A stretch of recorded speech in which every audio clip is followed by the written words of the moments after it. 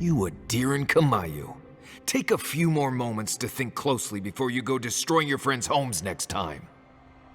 Where's this coming from? Solace wasn't a home, it was a prison. We all saw that. What gives you the authority to decide the fate of an entire settlement? That fits the Steel Garrote, but not you. Darling, think it through. The Pargrunen were stuck rotting in their keep, and the envoys freed them. What about those who wanted to stay there, huh? What life are they free to live now? Whatever life they want. Same as you chose when you left.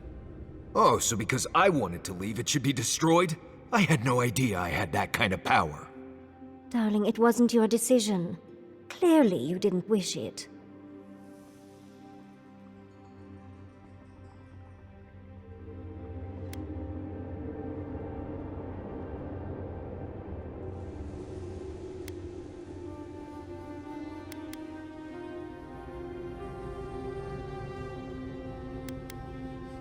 Well, I guess that's all there is to say.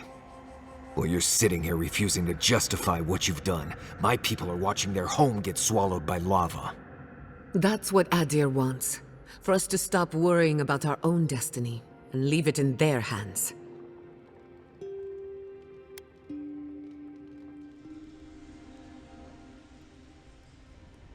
We can start by thinking about our decisions before making them. I think we could all use a break. Let's camp and get some rest, hmm? Not to spoil the moment with good news, but I doubt the rest of the island has been quiet while we've been looking for the garden. Things have only gotten more tense since Fior, and the Steel Garrote probably hasn't been doing us any favors on that front. Especially when they're led by a woman who doesn't seem interested in staying dead. Not to mention, after we take care of the Envoy's little god problem, we'll still have an empire bearing down on us.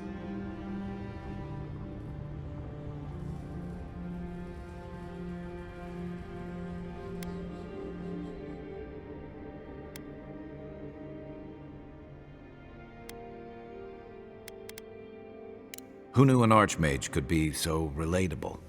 Can't say I'm too excited about just walking into the garden. I grew up learning I needed to protect that place, but it never felt like more than a children's tale to me. I hear ya. This island is weird enough when all we have to worry about are vengeful plans and soul-altering corruption.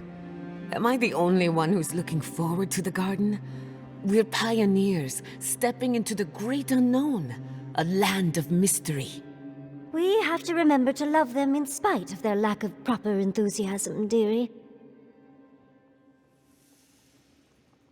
That's the spirit. And funny you should mention it. I have a theory about the garden. Or a warning, depending on how you want to look at it. Sapadal has been imprisoned a long time. The garden will be a reflection of their dreams, their nightmares, their madness.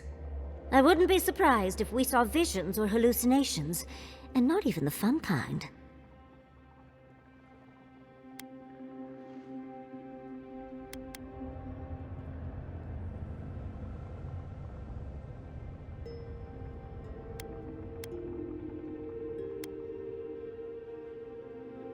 Sanity won't get us through the garden. Madness opens the mind to discovery. So madness is what we need right now. Before we go any further, I have to ask you something. You told the Inquisitor that you intend to free Sapadal. Set them loose upon the world. Is that still the plan?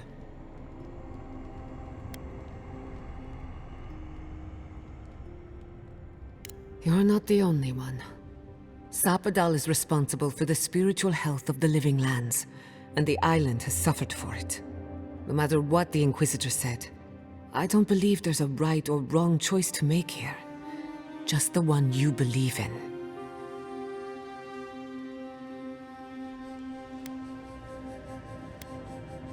Just one. Remember, we're stepping into a realm that is both physical and spiritual in nature. If you can call it nature. There's no telling how long we'll be gone. For all we know, time could run backwards in the garden. Not a chance. We're a crew now, so you're stuck with me until the end. Marius? I told you I'd be with you till the end. I don't go back on my promises. What about you, Giada? You're not going into the garden without me. I have to see this with my own eyes. Yatsley, if you feel like running back to Quilichi, now would be the time. No one would think less of you. And tell Quilichi that I missed out on the most exciting part.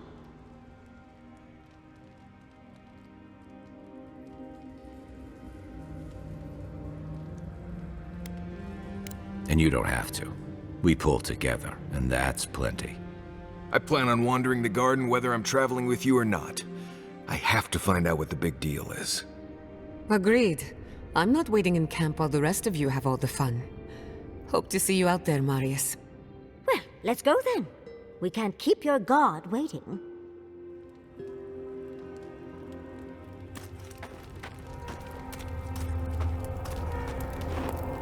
So, this is it. The spiritual epicenter of the living lands. Where it all began, and where it all ends. For so long I have looked out on a horizon full of possibilities. Now that it's here, I'm too scared to breathe. Ugh, why am I so anxious?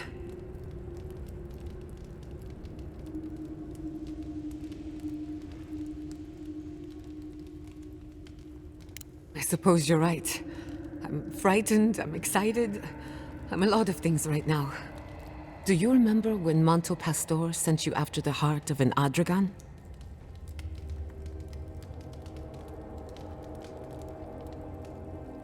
That was nothing compared to this. We are standing in the beating heart of the living lands. Just imagine what we can do with it.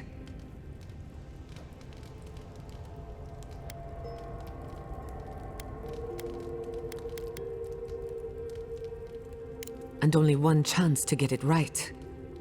My parents were going to build a better world for Animancers. That dream was their legacy to me.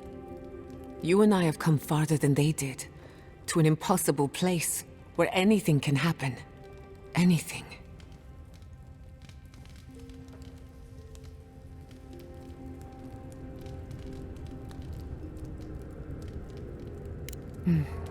I'll try to remember that. I don't know what's going to happen, but you've had my back since the beginning. I won't forget it.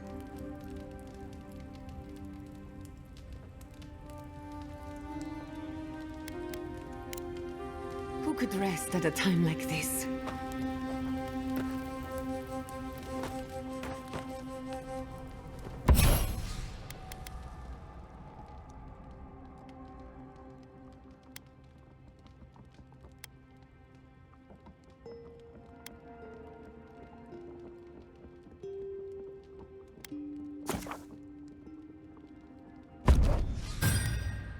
Marius, I know Solace was a lot of things, but...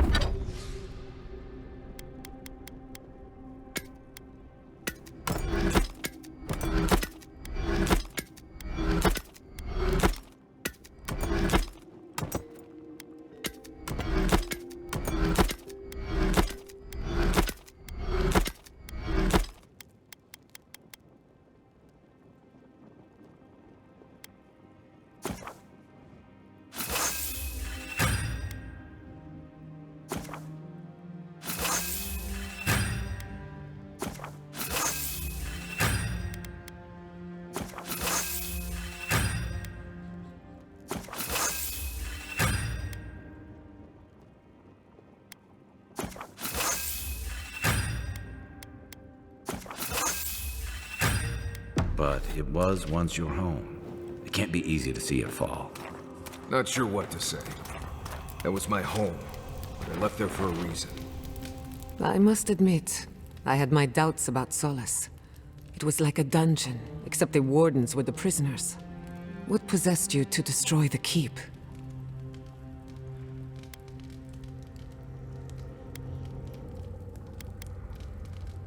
You broke an egg to make an omelette, in other words.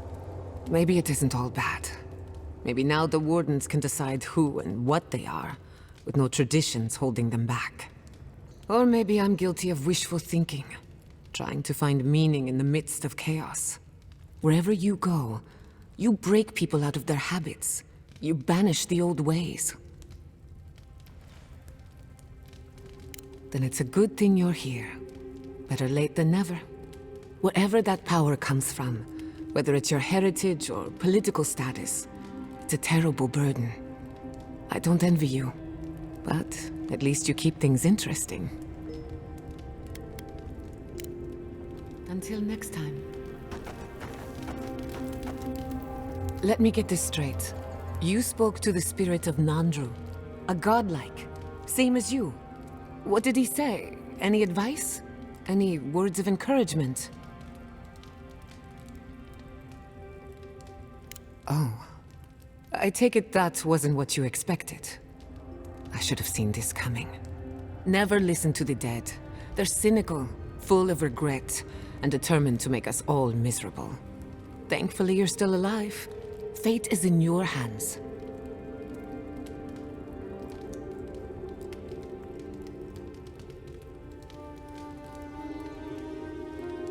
What happened to Nandru was ages ago. Plenty of time to reconsider one's choices. No one is closer to Sapadal than you are. Nandru lost that privilege when he died, which means you alone can judge the god of the living lands. Your opinion is the one that counts.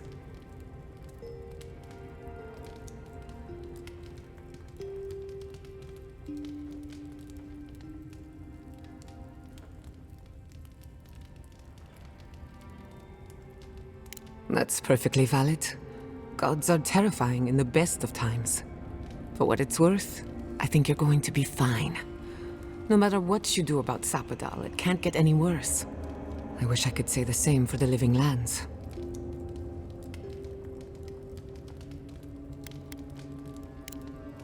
You too. That meeting of the Solace Council did not go as planned. Solace has a few old-fashioned ideas about animancy, to put it lightly. Thank you for letting Petru go free. Animancy is not a crime, but many feel entitled to treat it as one. Aren't we all? Whether or not Petru is successful as an animancer, he has a right to learn the art. And it's good to know someone out there is defending his rights.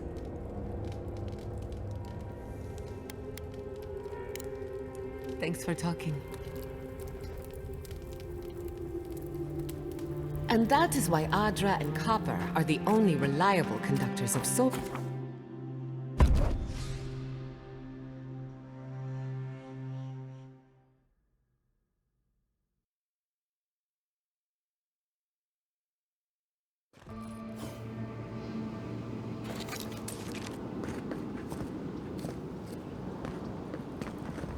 Wonder if Yahtzee brought our ladder.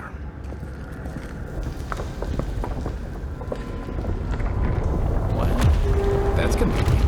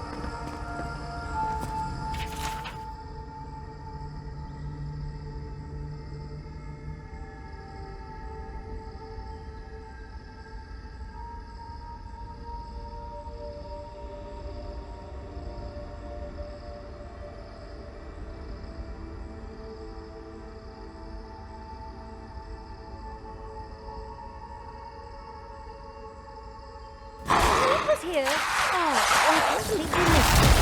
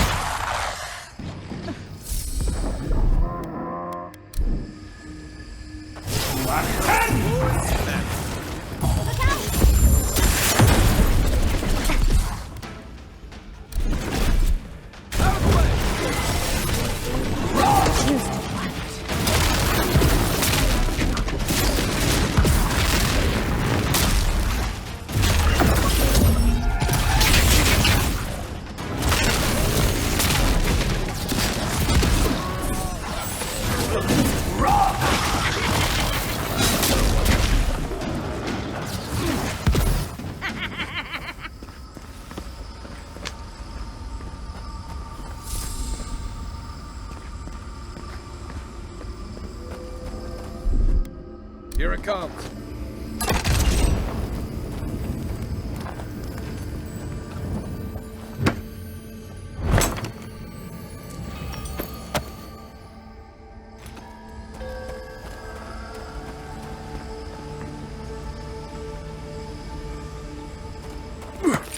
Yeah.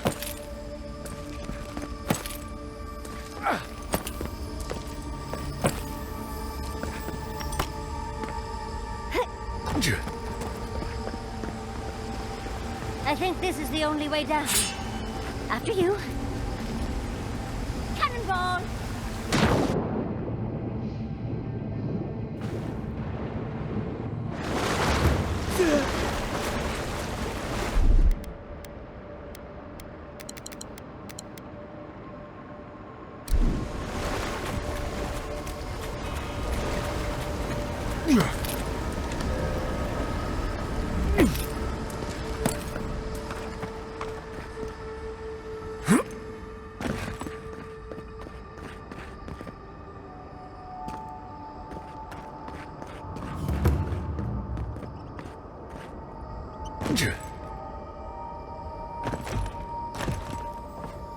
Are you seeing what I'm seeing? Or am I going mad?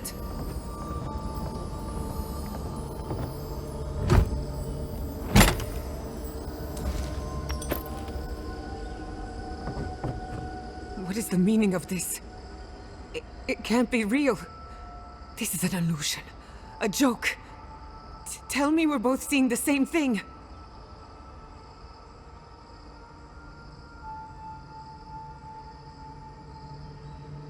It's not fair. Why am I cursed to see this again? Why does the memory follow me wherever I go?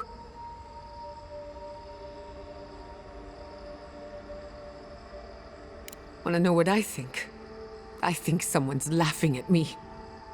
Whoever is responsible, I'm tired of the bullshit. Step forward and answer for yourself, coward! Godlike of Sapadal, long have we awaited you. Finally, you've come home. It's not just me, right? The plants are talking. Oh my gods. They're alive?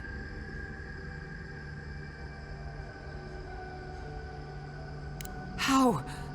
Where would I even begin? Giada Castel, welcome. Wait, you know me? How do you know me? For centuries, our whispers filled the silence. Then we heard your mother's call. My mother? You heard her? She reached out to us, using the tool you now carry. But that would have been years ago. The first time she used the phantasmal focus.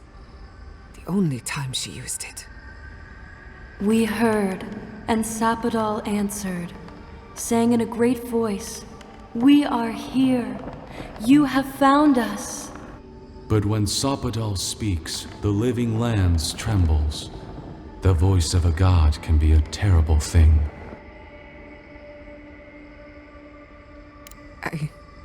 I don't know what to say.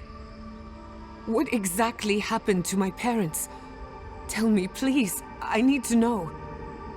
Sopadal wanted to be heard, and in so doing, twisted your family in body and soul, broke them into a more suitable shape. Sopadal does not know the limits of their strength. Mistakes were made. Mistakes were made? Do you have any idea what my life has been since your little mistake? After the incident, your parents were like us, and we took pity, so we helped them move on, as they wanted. In the end, they thought only of you, their pride, and their love. That's it. That's really it. The answer I've been searching for all these years. Sopadal destroyed my family.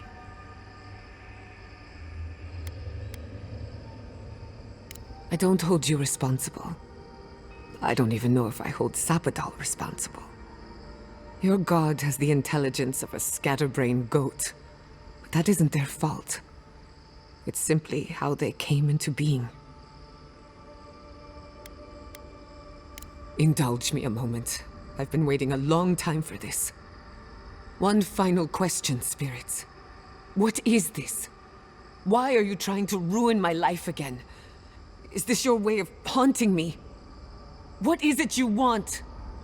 That's 4 questions. We want to apologize on Sopadal's behalf, and for the part we played in your sorrow. They want to apologize. I came to the garden for answers, not to offer forgiveness.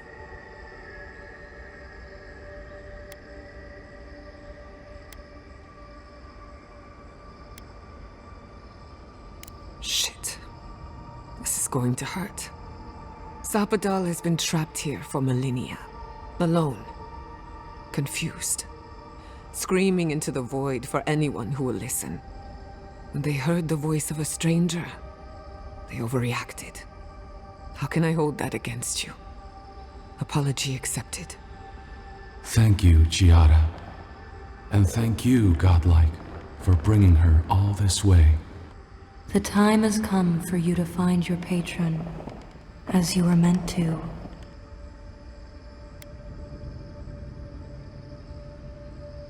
A garden is whatever you plant in it.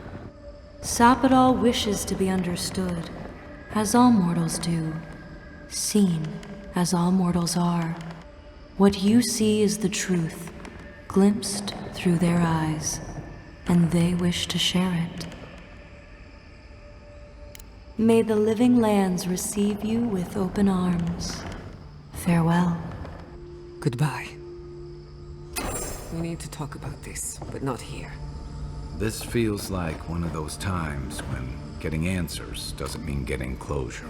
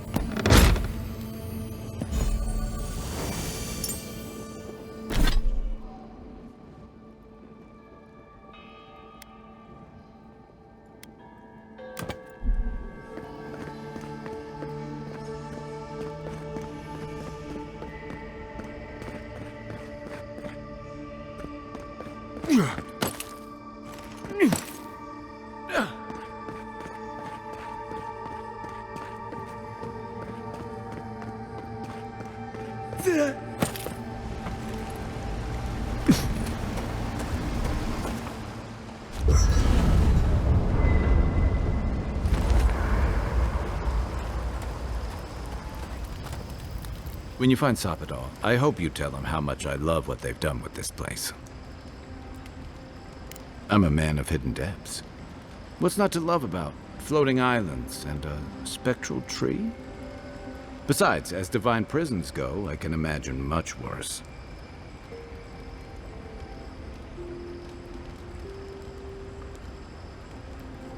You make it sound like we have a ticking bomb under our feet. And judging from Sapadal's outburst at Mount Forja and Nakukubel, you're probably not far off. There are a few provocations away from disaster.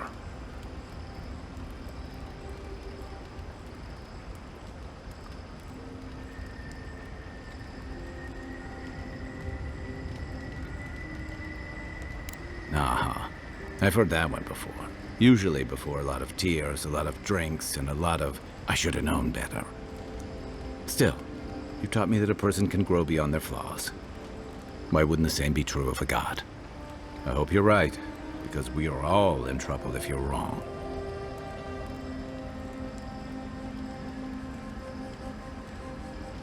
You know, if Sapadal were only a smuggler, assassin, or bandit, I'd be right there with you.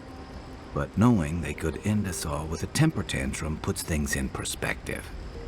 I guess we've all got our limits. And I don't envy you having to deal with a loose cannon of a god.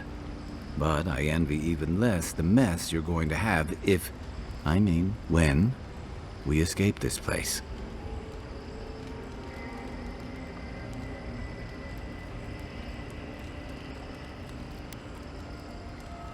Lucky thing your emperor sent his best representative as his envoy, right? You'll have your work cut out for you.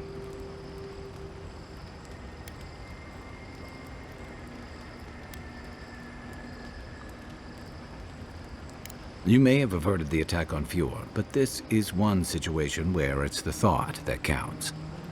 And yeah, I know that's on the Steel Garrote, but it's not lost on anyone that your people despise animancy.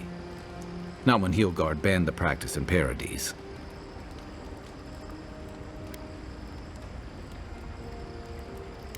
That's mighty principled of you, but your moral stance isn't going to cool any tensions. Not if Heelgard's still bringing soldiers into Paradise by the shipload. And that's not all. You helped Ludwig destroy Nakukubel. And while most people don't give a tarnished skate for godless ruins, they'll see that as a powerful demonstration of siege weaponry.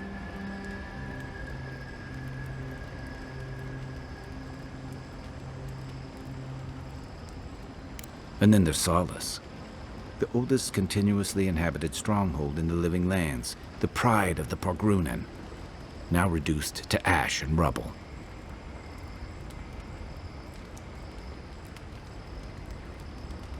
Hey, I know you did it for the right reasons.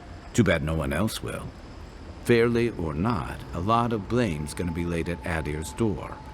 And if I had to guess, I don't think Heelgard's been helping matters while you've been out here.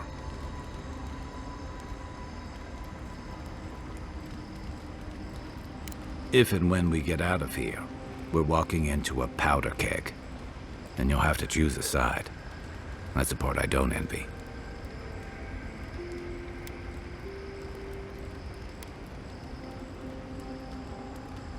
I admire your principles, but don't underestimate what they could demand of you.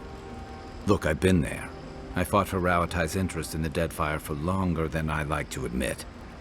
And lost my stomach for it eventually. That's how I wound up here. But I will tell you now, I never could have fought my own brothers and sisters. I hope that's not what it comes down to. But I'll understand if that's a line you can't cross. I don't mean to burden you. It's late, and you've still got a god to face. Just know that whatever you choose, I'll fight alongside you. I'm with you to the end of this. Anytime. Good night, Envoy.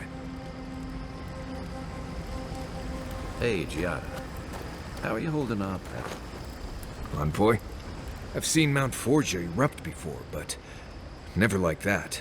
It's like it was angry, like it was screaming in pain. I don't know what really happened, but I assume Sapadal was involved.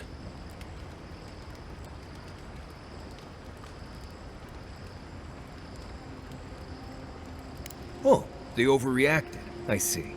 Just a tiny baby god throwing a tantrum, blowing up the land and killing everyone. Poor thing. They must be terrified. Anyway. Pleasant dreams. Envoy? Blacked out at that Audra and the lava tubes beneath Solace. But it seemed different somehow. Right. I actually believe you. This is madness, Envoy. You spoke to the founder of Solace. I bet it was. You could finally complain to someone about all the face stuff. People in Solace always claim they're speaking the word of Nandru. And here you are, actually hearing from the man. Doesn't even really matter what he said, if you ask me. There are hundreds of Pargrunan who'd give anything to hear Nandru's voice. Blessed day impressive is what that is. Envoy, what do you need?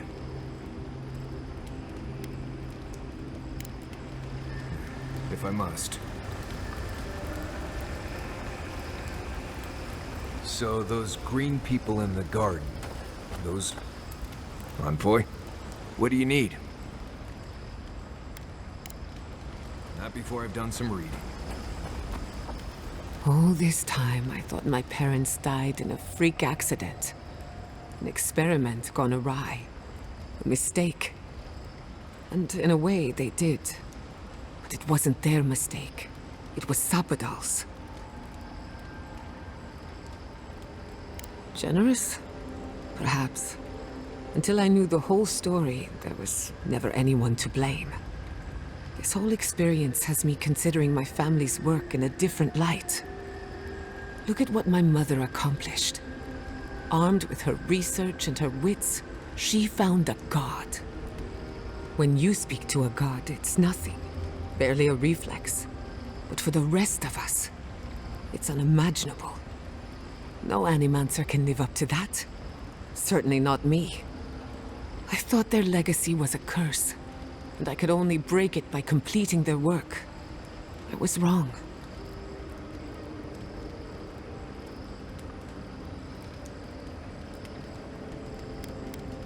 Of course I can. But now, I can do them for the right reasons. One thing is certain. When it comes to animancy, I need to unlearn some of my old assumptions. I wanted to tame the spirit of the living lands. Now, there's so much about it I don't understand. And it's creepy, but wonderful. Perhaps, as long as no one gets in my way. I believe the power flowing out of the garden drove this island mad. That has to end. Through animancy, we could help the living lands recover. It would take a lifetime, maybe more, but that's a small price to pay. Then again, who am I to interfere with an ecosystem that I barely understand? On the other hand, half the fun of animancy is stirring the pot and getting into trouble. I think I know what I want, but there are too many variables to consider. What do you think?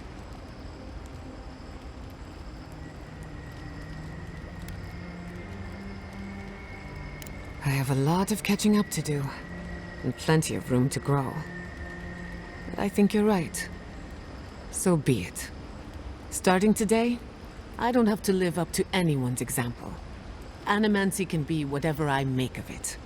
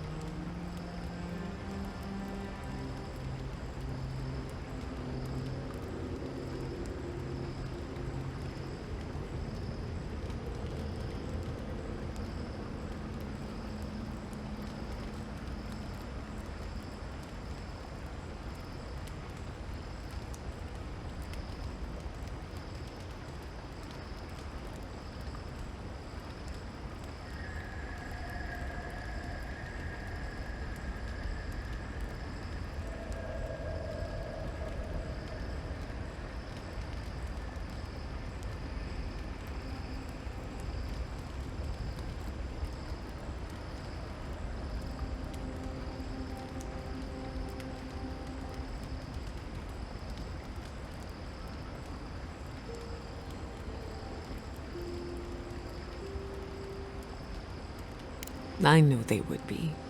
And not just because some ancient plans told me so. Now I just have to decide which field of research to pursue. But no need to bore you with the details. I've only got one lifetime as Giata Castel, so I'd better make it count. Hey, you helped me through a very difficult time. I just wanted to say thank you. You're good with the animancy stuff. Envoy, what do you need?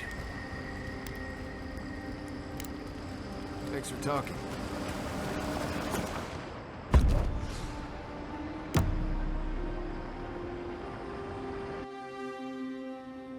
A breath held.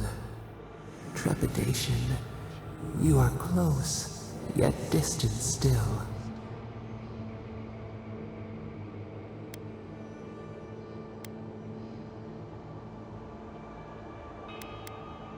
Your soul is small.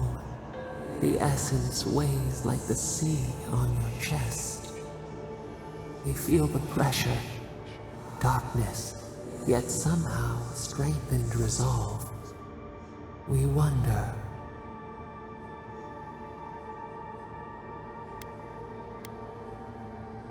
Deer leaps at its reflection in the lake.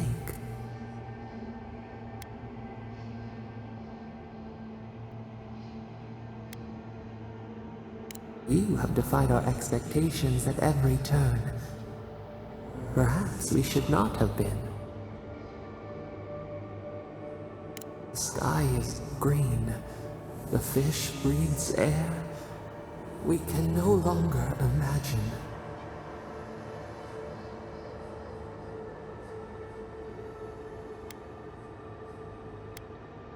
We would run, roll with the tide, sink our fingers into new earth.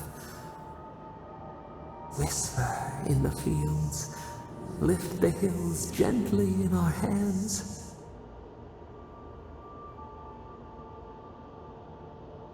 Disturb the dirt, but spare the blooms. Shake the roots slowly. Vengeance denied, squandered. This cannot be.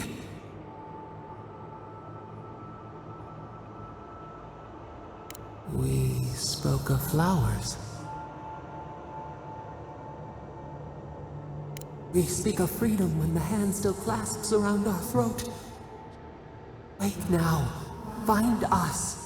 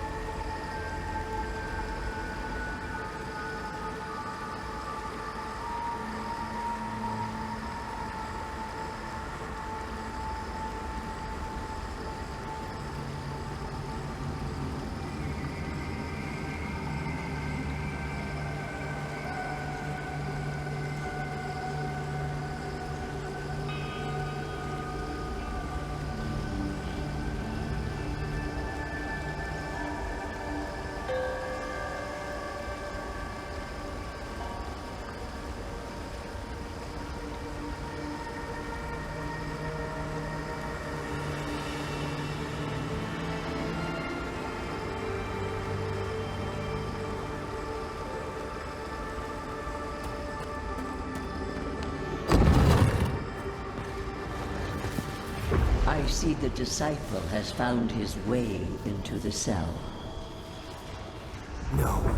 We know this voice, this presence, sneering at us through our prison bars. I culled your rot from this land before. I will do it again.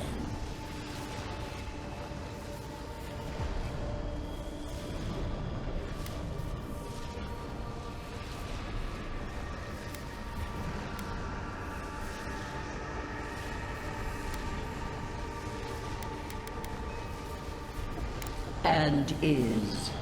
You carve lands into petty fiefdoms, but we are the gods of all Aora.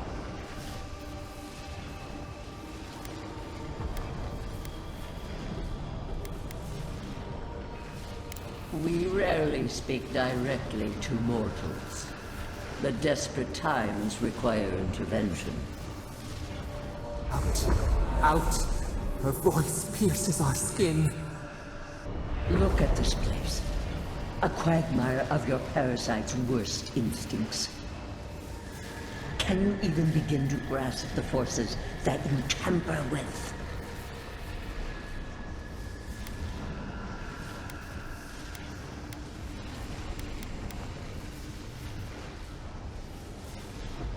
Apparently, I must. The situation is worse than I perceived. Do you think you're special, with your god's thorn in your side? Do you believe you can hold dominion over chaos itself?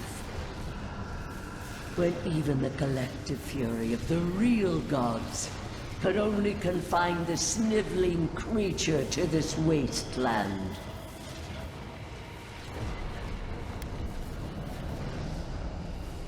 You suspected. Then you must have understood why. It is true. She twists the knife. The seas run red with memory. In time, the gods felt the wretched powers seeping through this land.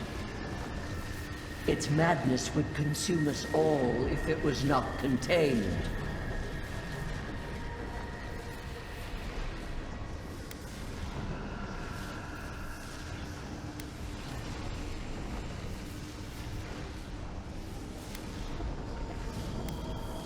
Chaos has no respect for borders.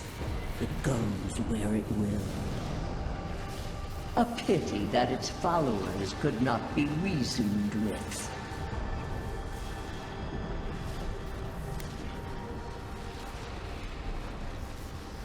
Of course I do. The poor godless, worshipping the very thing that subsumed them. We could not excise the rot and spare the roots that nourished it.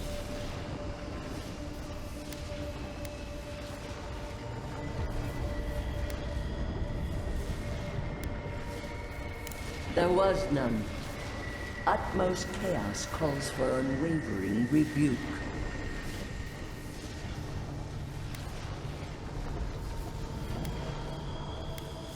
I see what you're implying. I will not acknowledge it. Why does our prison not protect us? Help us! Silence her! Listen to its tantrum. It knows neither order nor sense. Adir is the only thing holding back the tide of entropy.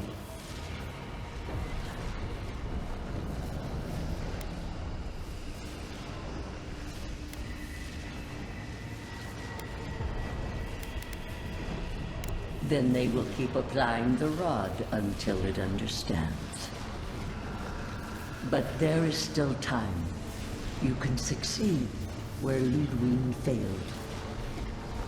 Face your false god and end its reign of terror permanently.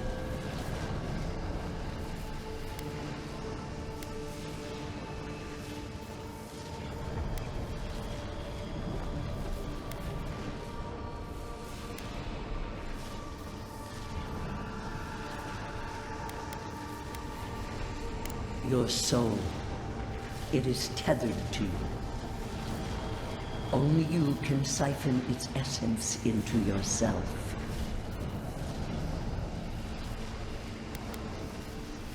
The path of justice is fraught. Only the strong may follow it. I leave you with a warning. The false god's essence is strong here. It taints all it touches. My magfolk may be hostile to you. Stay vigilant and remember your oath. Never understood Wodika's appeal. Still don't. I never thought I'd learn of the Godless's fate from their killer.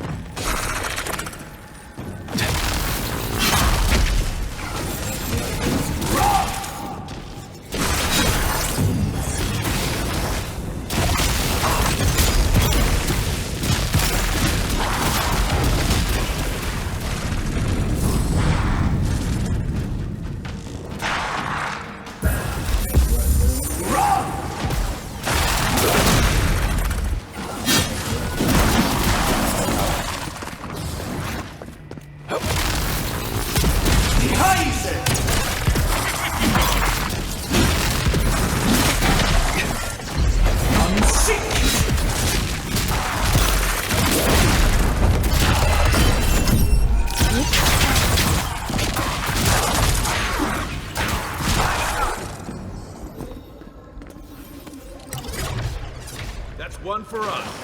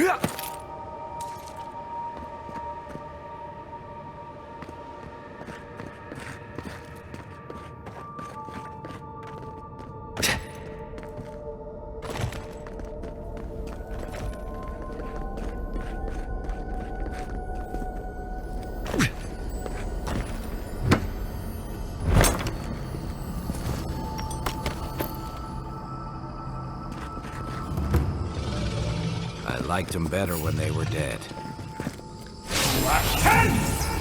Show me what you got! Someone's eager to meet us.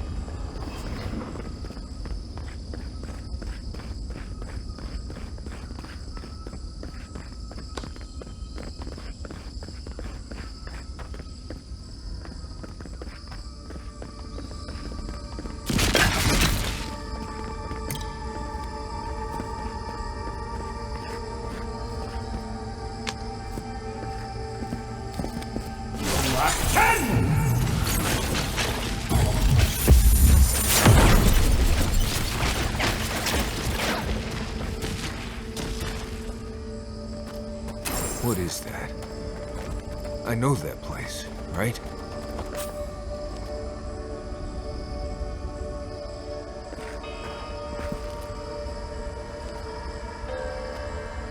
No.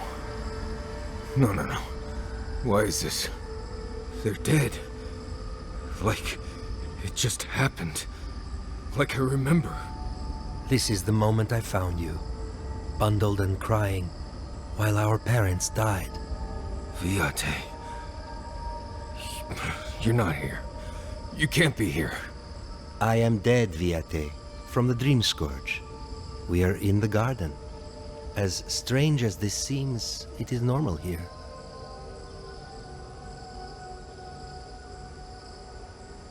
I can't be certain of that. I know that I am here, and for a purpose. I have faced this already. Why force me to do it again? Then for the god's sake, what is it?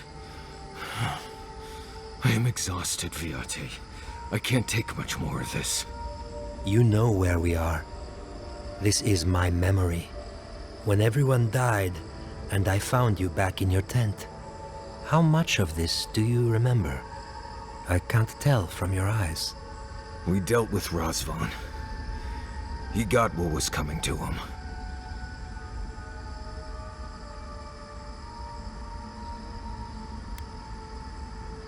Sapadal wants to understand. They know your envoy very well, but not the people next to them. I have what I needed. We dealt with Razvan. We avenged our parents' deaths. Then maybe it was I who needed to speak with my Viate. With a clear mind this time. Even when we were children, you kept me alive, first by needing my protection, and then by being who you turned out to be. When you left Solace, it was like I lost more than my best friend. I lost my need to live. I know. And I'm not sure I'll ever live that down. I don't think I know how.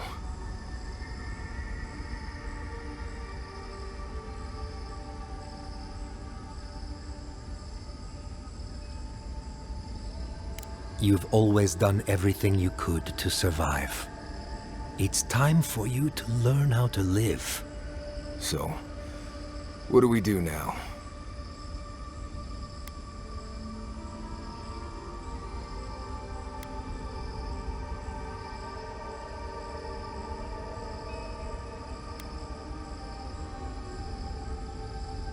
I feel strongly that there's nothing left to forgive. Easier said than accepted, Viate. Forgiving myself is the hardest part. We've both been through so much. But I can see that it's all behind us now. Just another thing we've survived after all this time. A fine way to put it.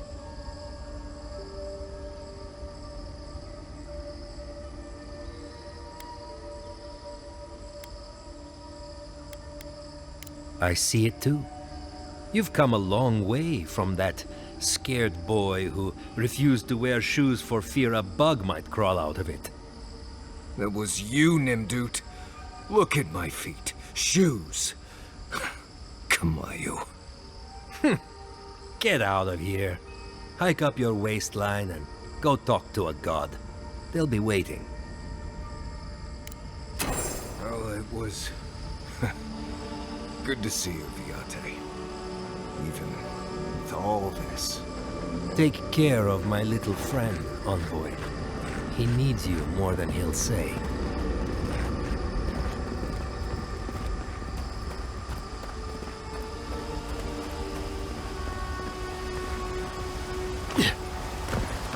Marius, how are you feeling? Come on. Insane.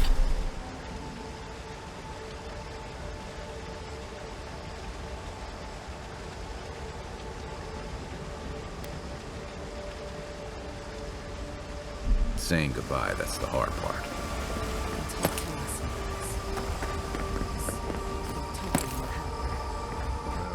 Obviously, it wasn't my favorite thing. Grief is strange. You lose someone, and you carry around a little hole inside yourself till you die. Or maybe the same is true for the dead. My friend, obviously.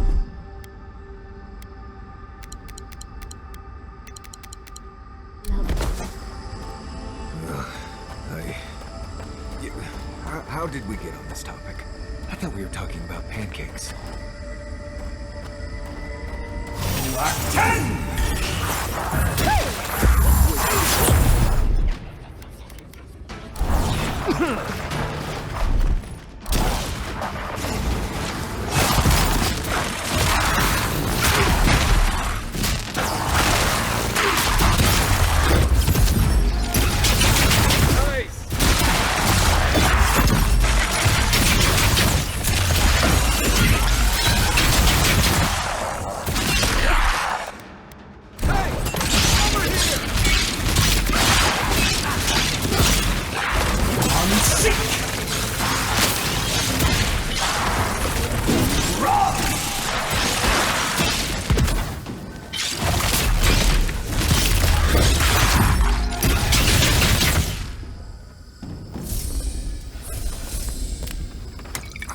Yatsley, remind me not to make you mad.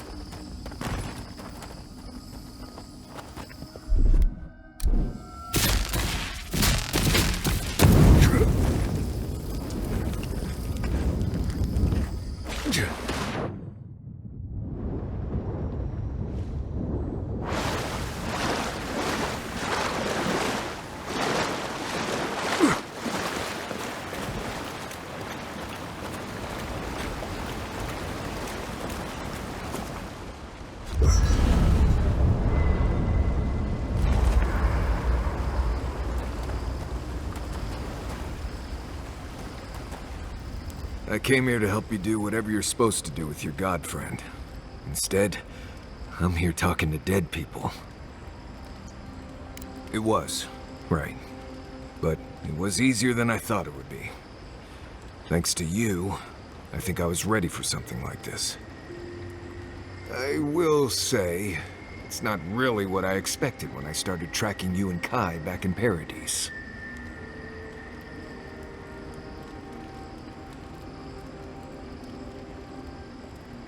No, I was thinking more in terms of hunting for wild game and peeing on Kai to put the fires out.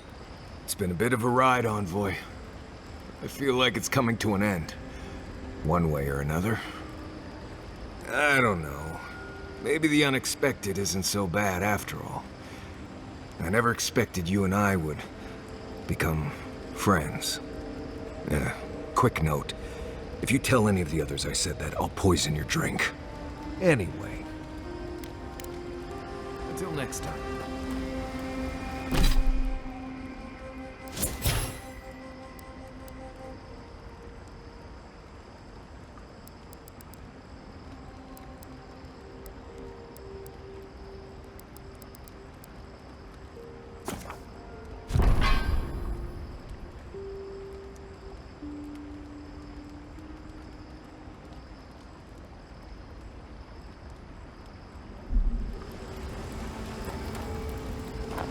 Are you seeing anyone alive?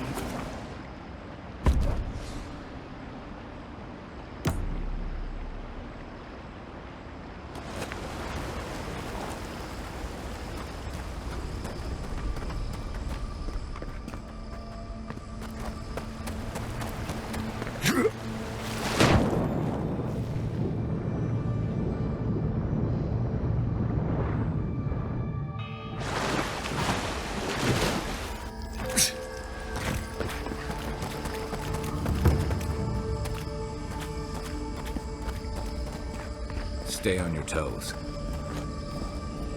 I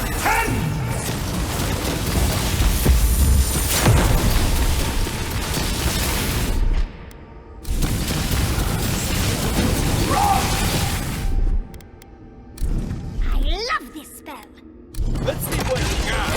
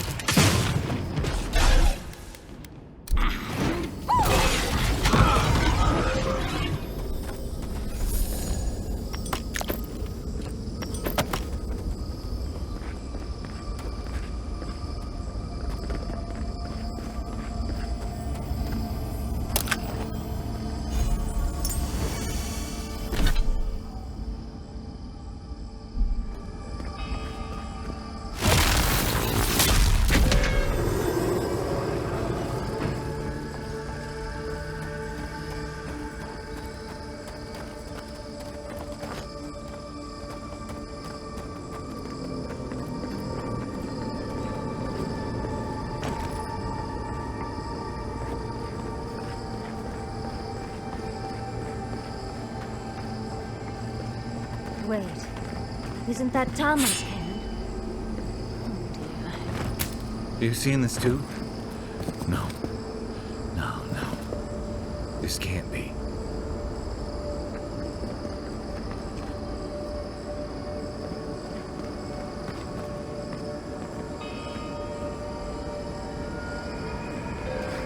Wish Tama could have seen this.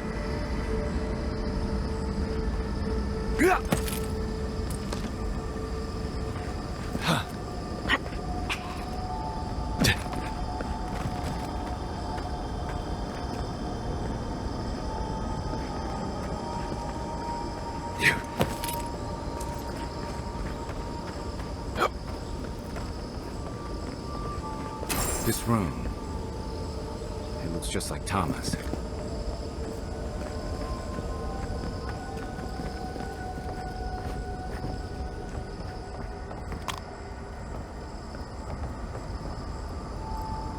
Tama. No. I dealt with this. We stood at his memorial together. What is this, Envoy? This is your God's prison, not mine. I can't tell. I can't focus on his face. His features keep blurring, changing.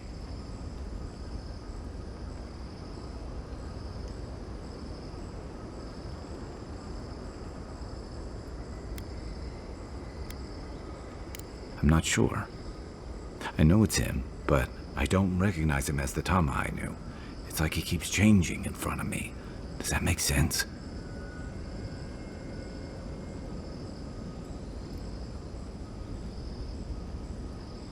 Then why does he look so unfamiliar? I used to remember his face so clearly from that night. His rigid jaw, the way his eyes crinkled at the corners. He was in pain, but trying to hide it.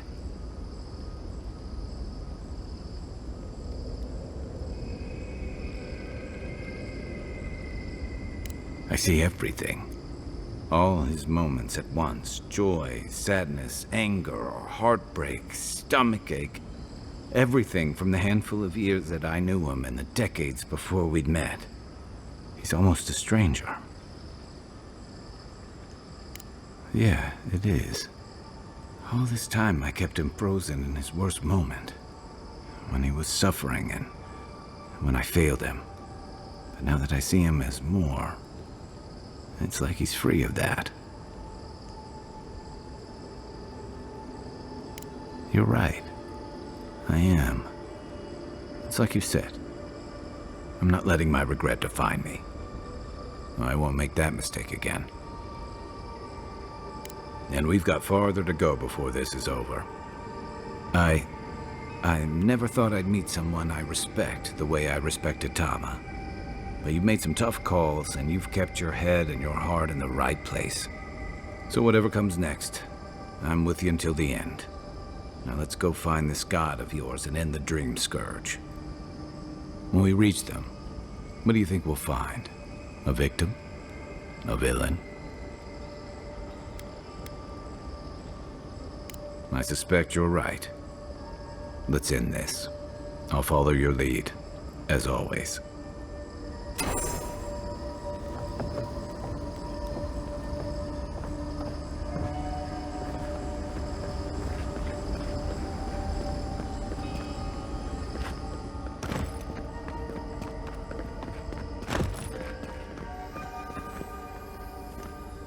Yeah.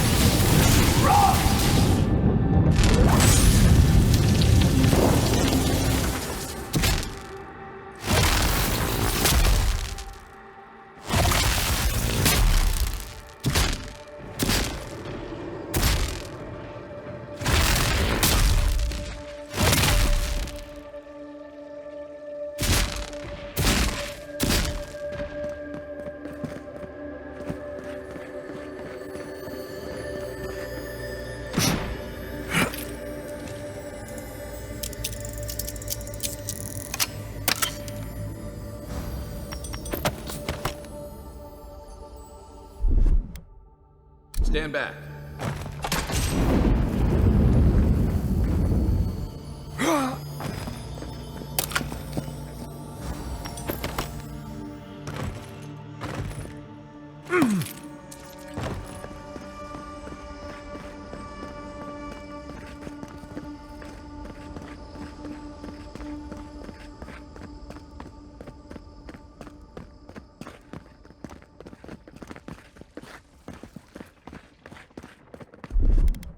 Aye, aye.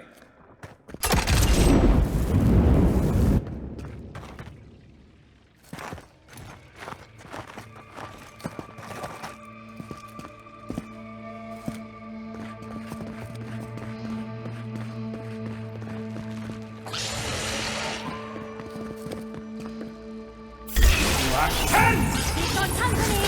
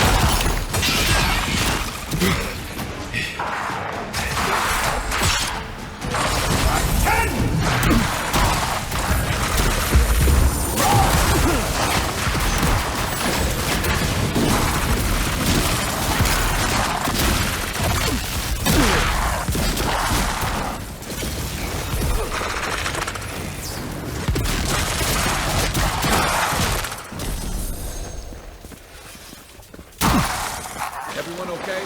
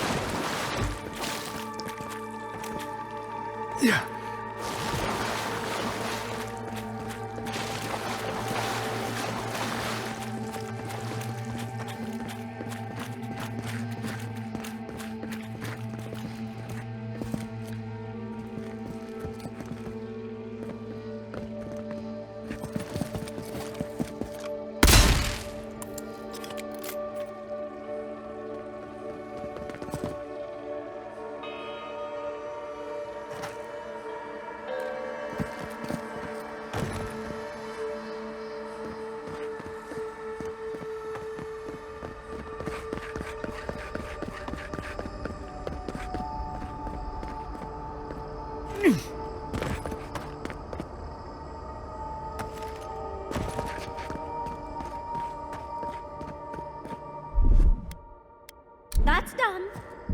What, a guitar?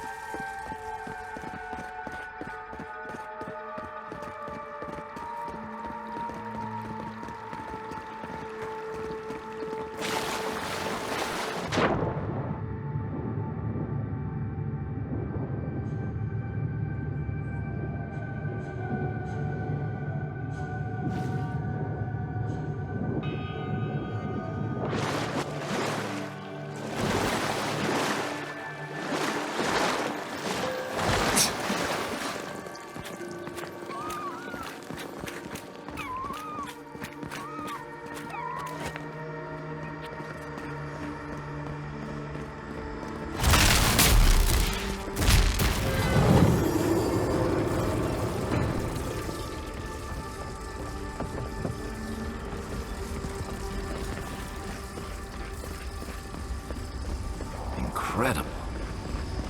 To see all this in its heyday, in its full splendor. You're mine now!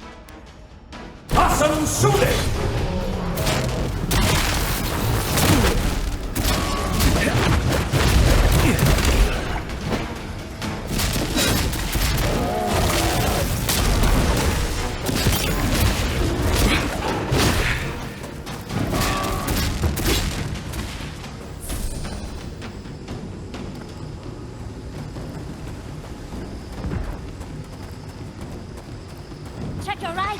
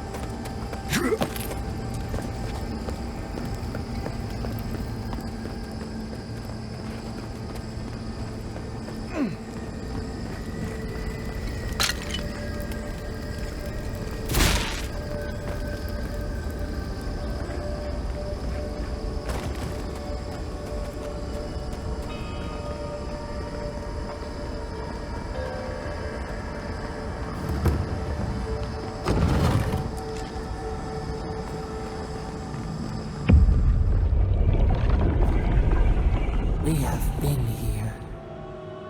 We were here all the yesterdays before.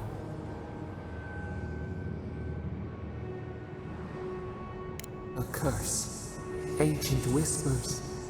Do not let it escape, they said. We feel no spark of the Tibaris Sinakis in this place. We cannot see it through their eyes. We slumber here, alone.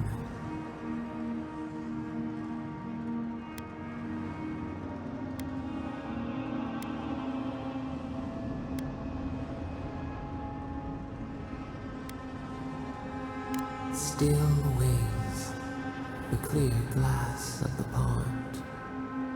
They took it all away.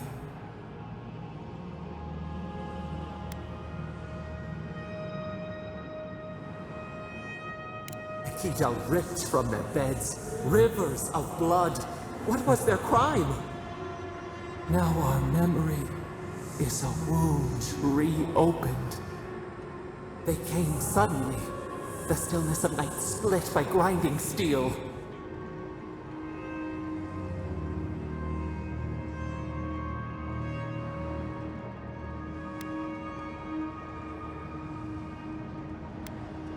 A chill in our spine.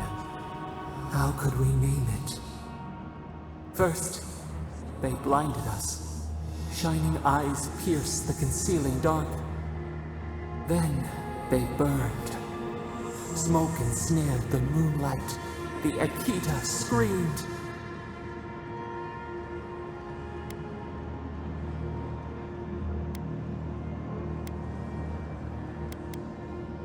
A means to an end. We saw a terrible design in the roaring flames. They had carved a path to the temple. We were their true prey.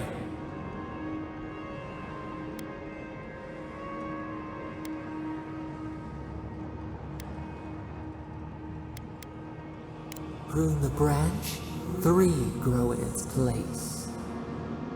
We persisted, we were everywhere. How could they cull the wind? How could they track the stars? Then, they turned to what the Akita had made. They toppled the statues. They set the libraries ablaze.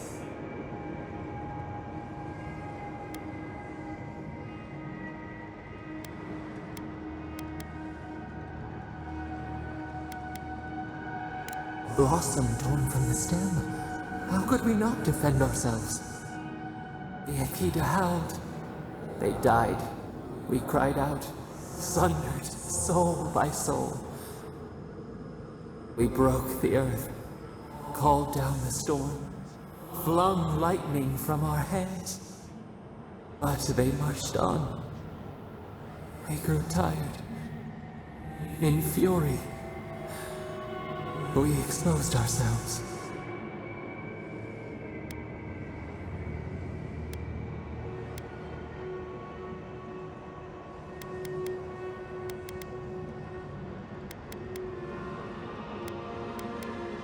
Our flailing smothered the cries. Were they theirs? Ours?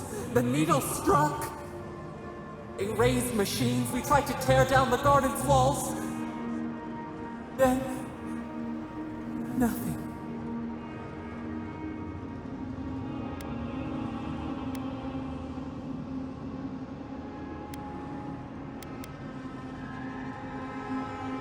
Not death. Worse. A void. We reached out, but the machines held us in. We could not feel the new day's sun. Lay in the shifting tide. The cities crumbled. We could not save them. We could not save ourselves.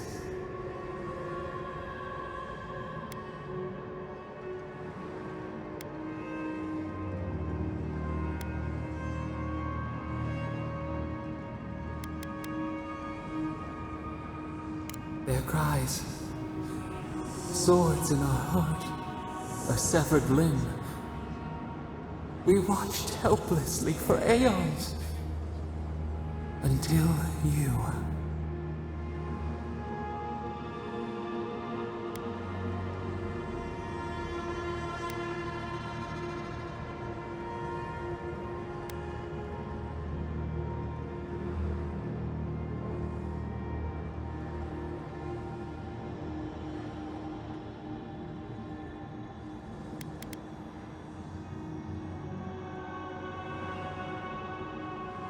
We are the lamp, the bonfire, forces to be controlled. The wound numbs now. We watch as the river of time expands. In the silence of our prison we find clarity.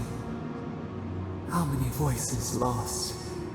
How many saplings have we cut down? We sink into the endless night. Perhaps we should be here.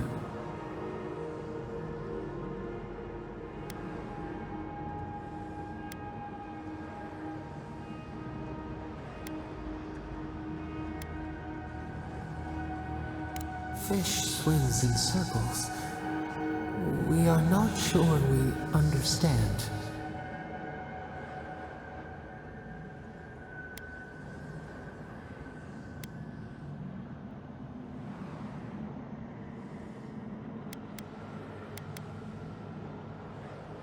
We cannot choose where seeds fall, yet we can feed, prune, protect. The soil stirs. We have a new memory of this place.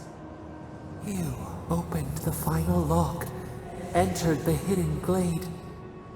You listened. You stand at a cliff now. We watch your footsteps carefully. We twine together. We reach for the sky. We grow. We grow. We grow.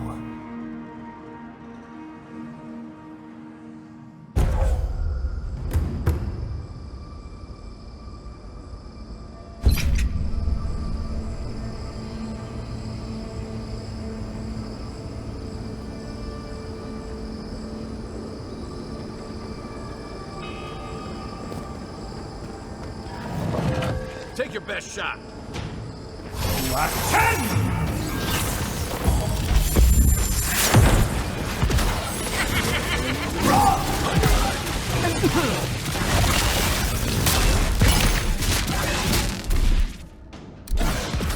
On your right here.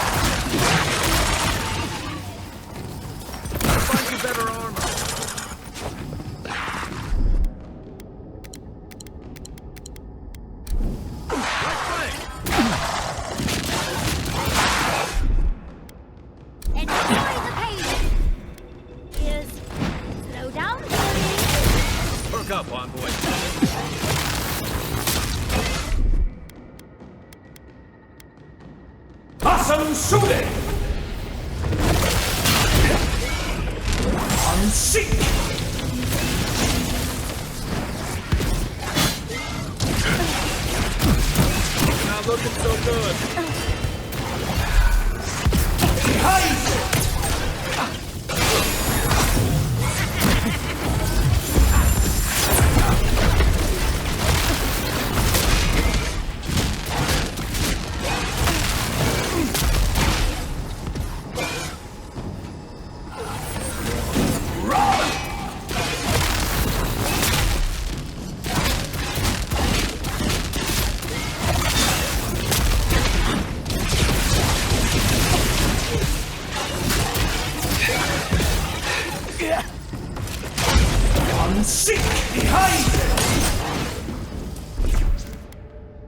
Hey!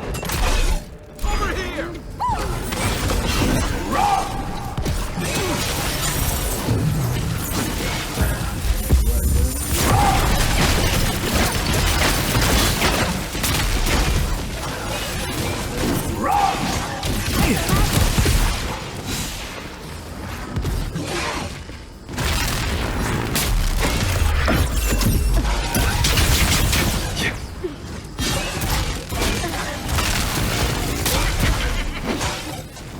Watch the left.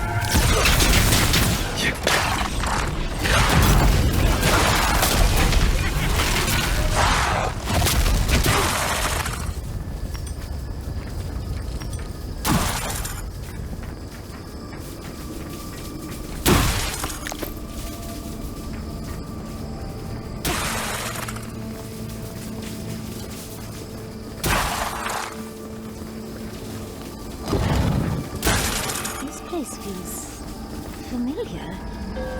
Hurry, let's go inside.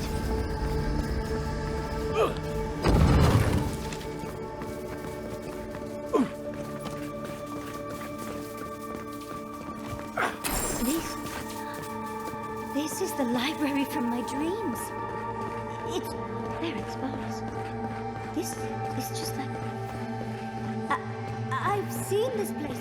This looks like the Akita building this place. Clearly they wanted their story preserved, no matter the cost. Garlowain's gonads. Envoy? I never told you this, but I've dreamed of this place every night for most of my life. This is a godless library. An actual, real-life godless library. It's why I study the godless, because this place has haunted me since I was a child. And that's the chair. It's the picture of coziness. It's plush and warm, Envoy. What more do you want? Finally, you've arrived. There it smells. That took 10 years off my life. Wait. You must be the librarian from my dreams. Oh, it's a pleasure to finally meet you. Oh, though, you do look quite familiar. You could be twins. Except your hair's better. It has been quite some time. Too many years to number. Of course. You are an ancestor? A very fashionable one at that. No, child. We are the keeper of these tablets. Or have you already forgotten? Oh, of course. I was you in a past life. Oh, I'm such a fool. You lived with animancers, and yet the idea of awakening to your past lives never entered your mind. This is definitely sounding like one of Giada's ghost stories. I was the last of the Akita. Once the attacks started, a few of us were charged with preserving as much of our history as we could. So we retreated with as much as we could carry. The attacks? You must mean... the Magfolk attacks. Yes, we've... heard... Is that the reason for the bodies outside? Yes. Your monstrous gods, who bought their divinity with blood and the souls of their faithful. They tried to butcher every last one of us.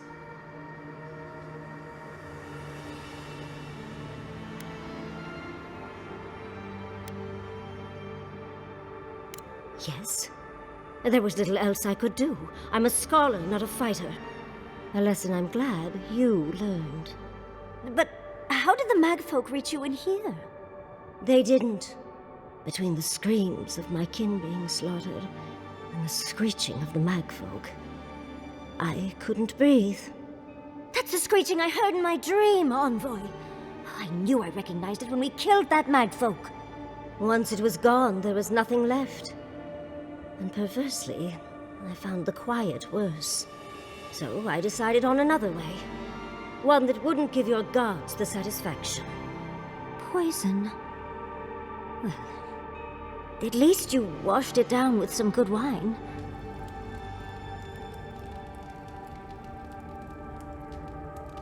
Oh, you're just a barrel of fun, aren't you? Yatsley, you know what you must do now. I abandoned my duty to protect our history, but you... someone must tell the story of the Akita, and there is no one else. I'm already an expert. What more do you want me to do? Oh, think about it, Yatsley. You have been training to be the new protector of this collection since childhood. I couldn't ask for a better successor. But that was your duty. I have my own dreams. Yatsley, if you do not become the new librarian, there will be no other. The stories of the Akita will turn to dust, and my people, our people, will be forgotten. Just as the burned queen wanted all along, when she sent her magfolk to choke the life from us. This is all too much. What do you think, Envoy?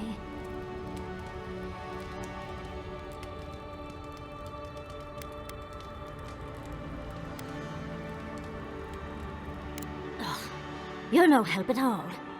Please, I ask for your opinion because I want it. Tell me, what do you think?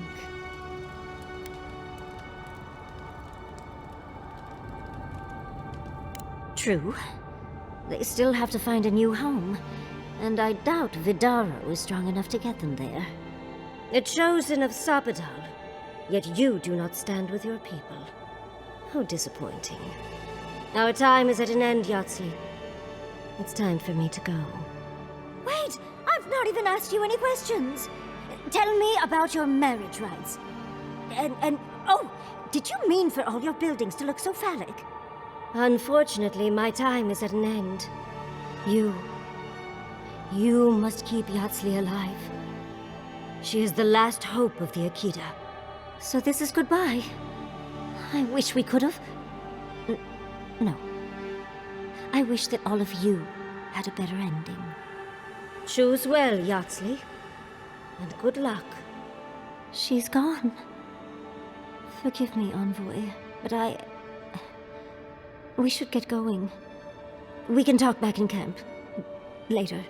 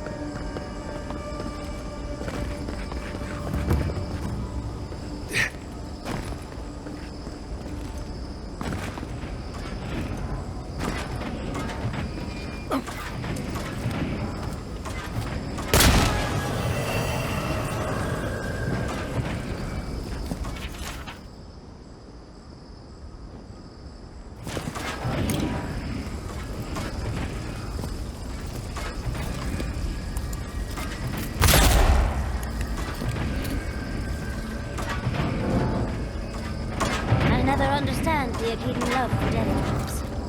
I'm starting to think these people killed themselves.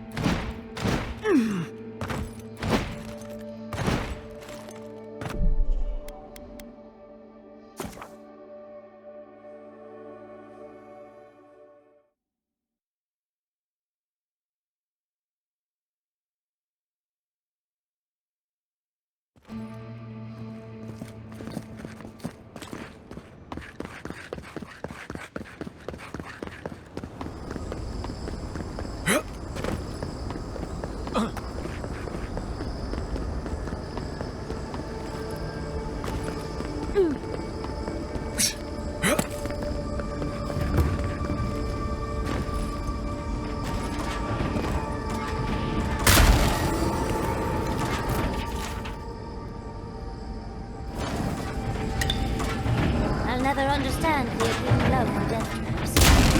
I'm starting to think these people killed themselves off.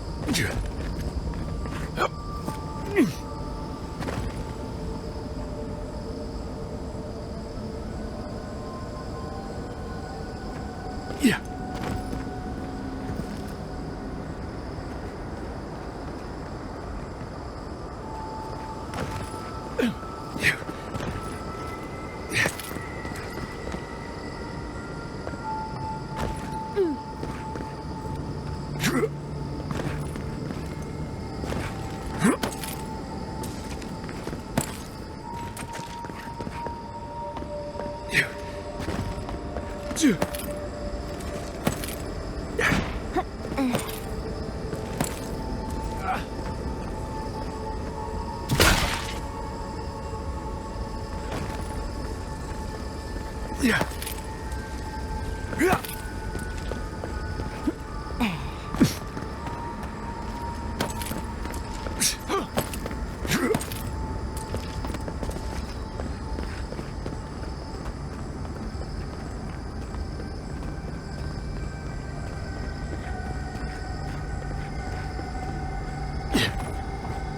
place seems less like a death trap. Maybe we could stop, catch our breath.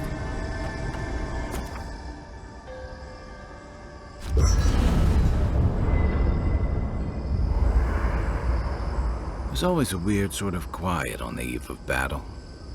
I'm feeling that now. Seems like a good time to gather our thoughts and share a drink before whatever's coming. Right. This seems like a perfect place to stop and relax. Though it's hard enough to tell what's real here without a belly full of drink. Sounds like you're nervous, dearie. I'm feeling all kinds of ways. Anxious, excited, scared, hungry. I feel it as well. It is only mortal to feel overwhelmed in the presence of the immortal.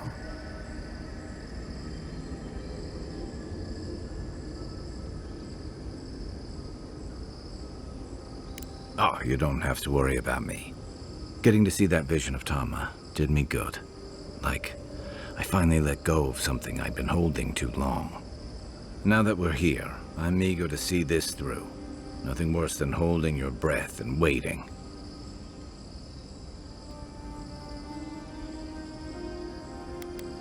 Same.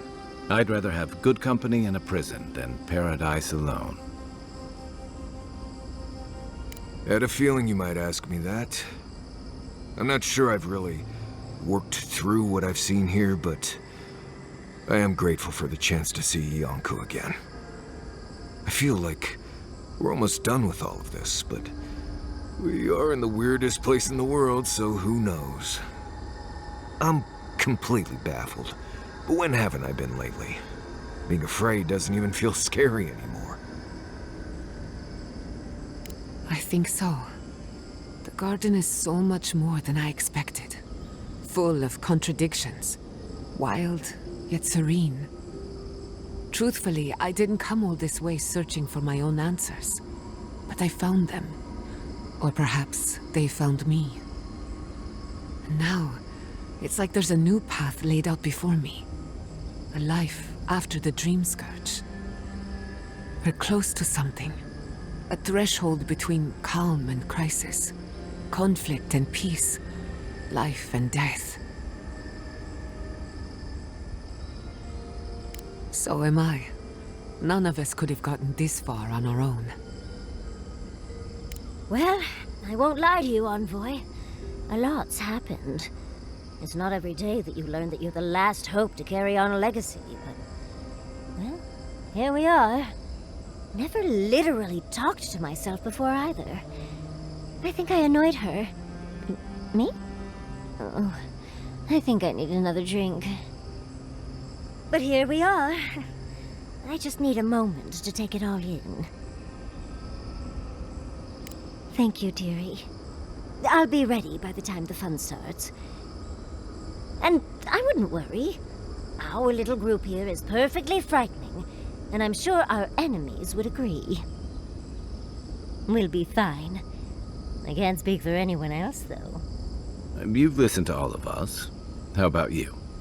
You've been through a lot since you arrived. You've been shipwrecked and assassinated, harangued by gods, bureaucrats, and a death guard. You've had your soul poked, your loyalties questioned, and your sleep regularly interrupted by a god with no respect for privacy. And yet you've kept yourself and all of us together. How are you really doing?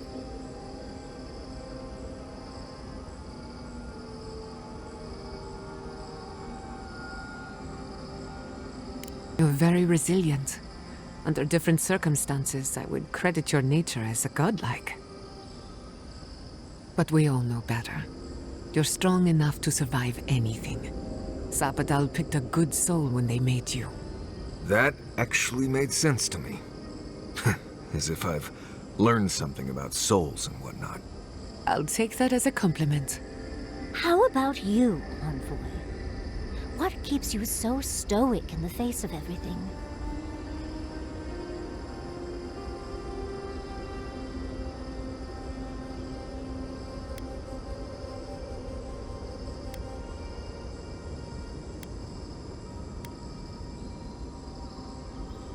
No, you tease. When we first met, I didn't think you'd last long. But then I saw how you handled that dream thrall there. Shook off your own death like a bad cold. And then you confronted your own killer and let him go. Takes a special kind of strength to stay your hand in a moment like that. I didn't know much about you at that point. You were traveling with Kai and you died, which I thought made a lot of sense. I remember your calm, how you listened to my shouting match with the governor and actually heard me. You saved my city and gave me a home, a sanctuary where I could be myself. I'll never forget that. You were my hero right away. You rescued me from those spoilers. You got my priceless face. What more could a girl ask for? And now look at you. Look at us. How far we've come in a short time.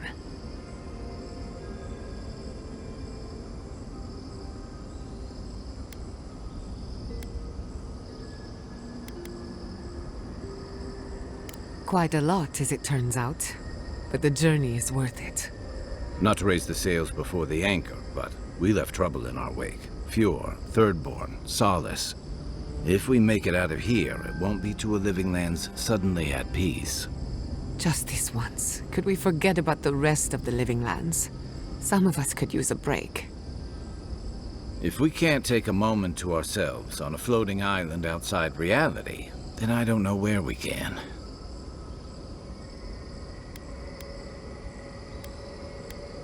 Right. We could all use some beauty rest. We'll want to look our best on the battlefield, won't we? Get some sleep. There'll be plenty of time for sentiment and hugging later.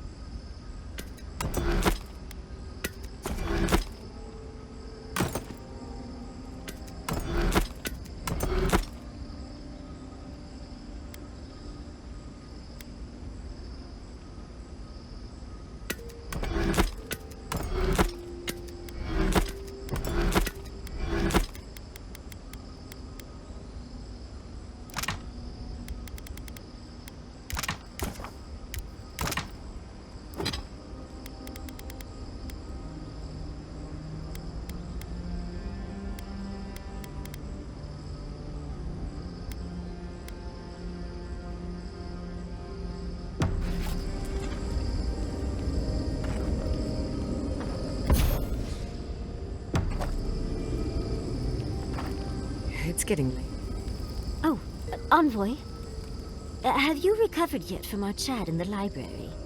I don't think I have yet, but Maybe talking it out will help. Well, it's worth a try. It's just... we already have a lot to take care of, don't we? We have a god and an empire both vying for our attention, and now I have this legacy forced on me. I was already unsure what to do, and now a third option appears like the world's worst surprise. But it makes sense. My whole life has been about the godless in one way or another. It explains why I knew the language, why I felt so drawn to the ruins.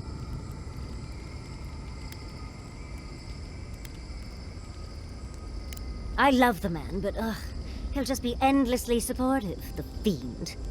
And trying to send a letter when we're on the move like this? It's a struggle. It's not an answer I would have expected, but it's an answer. And now that I know, I kind of thought, well, honestly, I feel more full. Like a puzzle piece sliding right back into place.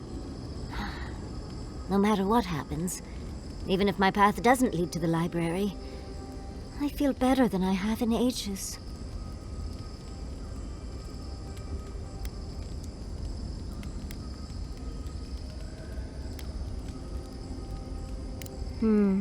So am I. I think... for the first time in my life, I don't know what to do. Congratulations, Yardsley. Now you're just like the rest of us. No matter what, I've always known exactly what I want. But this is the first time I've had more options than time in the day. What do you think?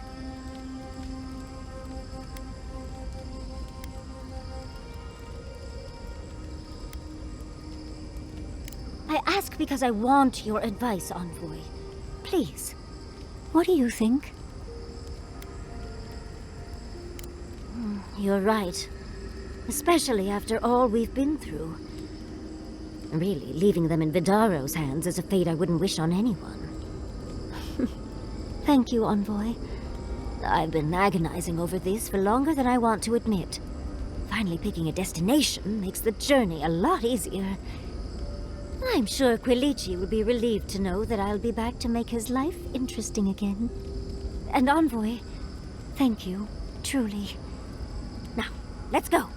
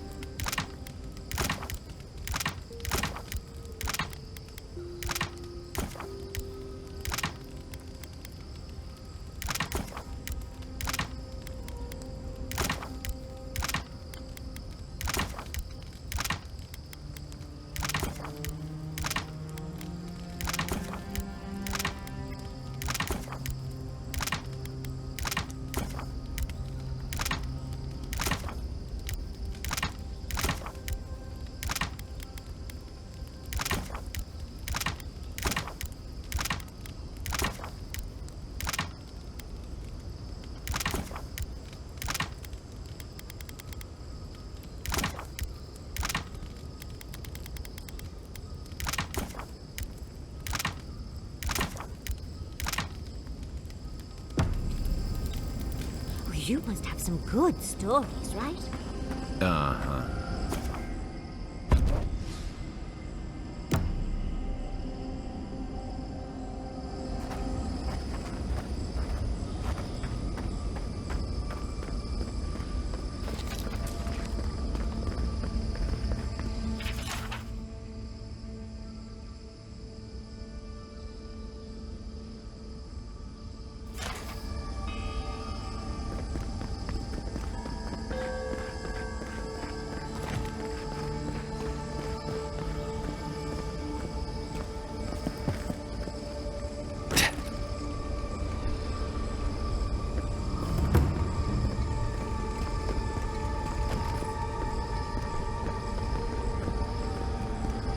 Safe to assume that the large glowing door is part of Sapidal's prison.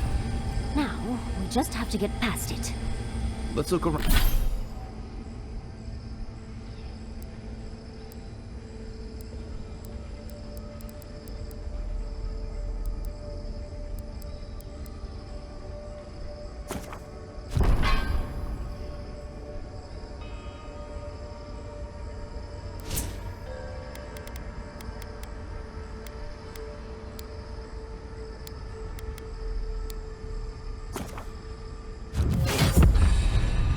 Look around.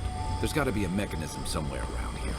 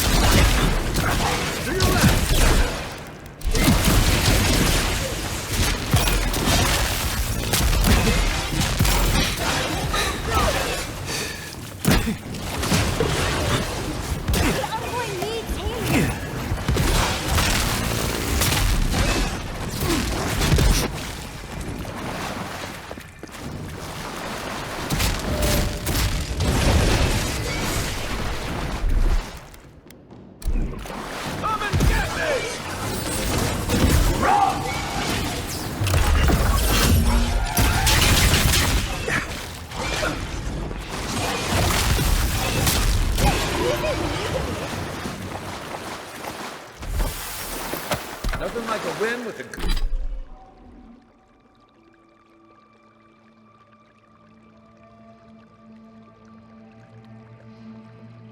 A good team.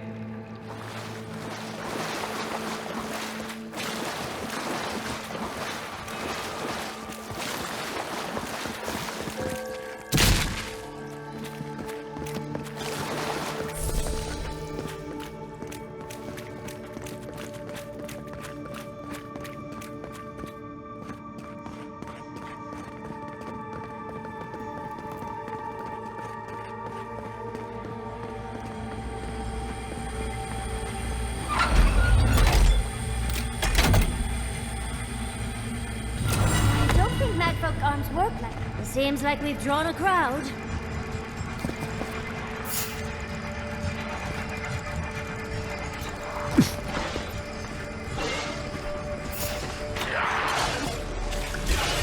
Someone eager to meet us. Left flank!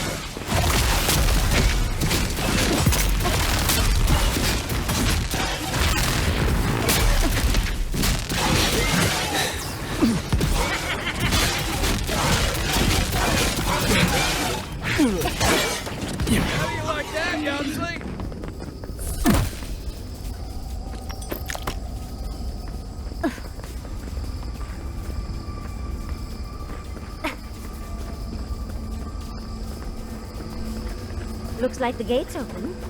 Well, what are we waiting for? Keep your guard up. We gotta live to tell this tale. Nice of someone to mark that spot for us. I think we've found Sapadals. Next one's mine! You want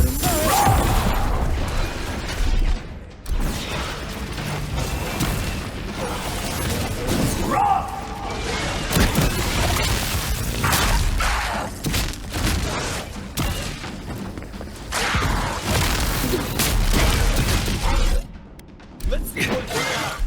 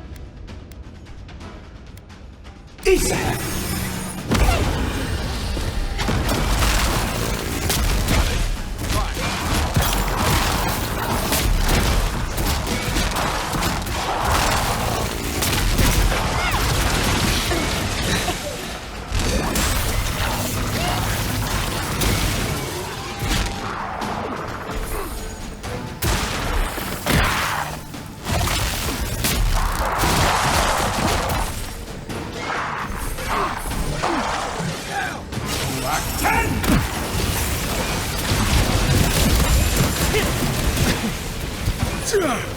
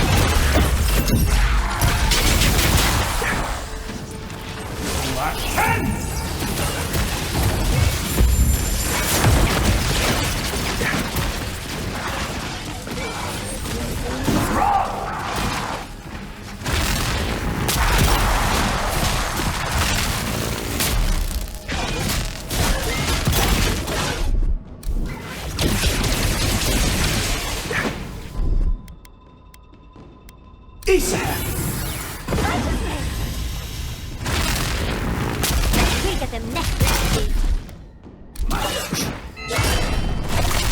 Keep your company! Unseek!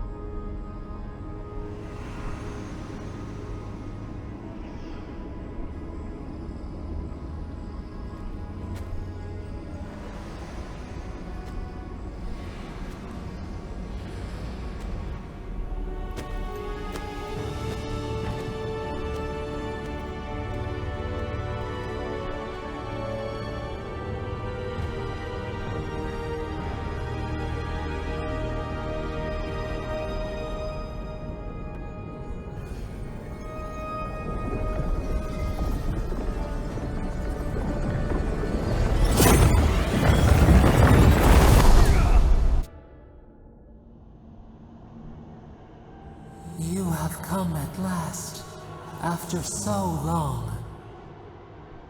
You are so small, we questioned if you were real. Then steps, a voice, through armies and corrupted soil, you persevered. Now, you are here.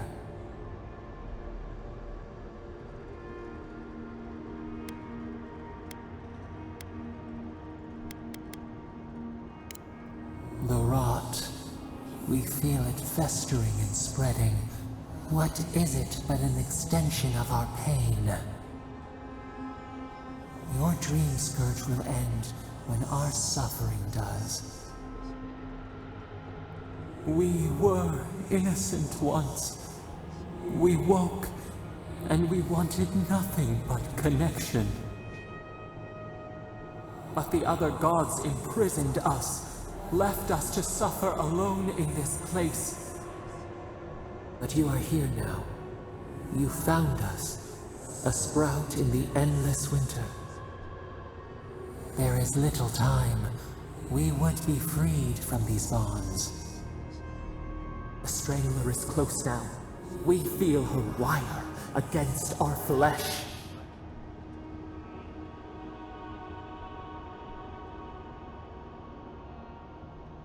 She begs for our blood. Her wolves defile the city on the shore.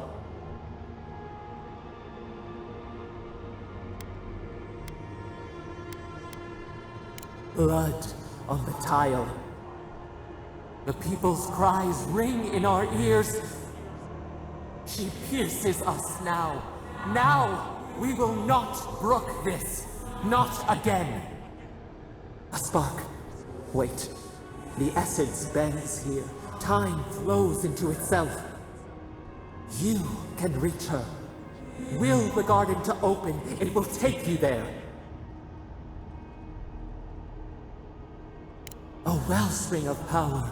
We strain, but we could clear the way. We were everything. What have we lost? What multitudes could we contain?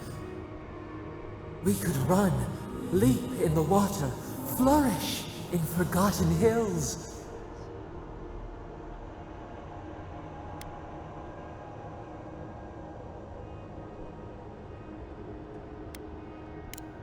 We must. We shall. We have been thinking of this. We mourn our past. We only seek peace now. A chance to regrow.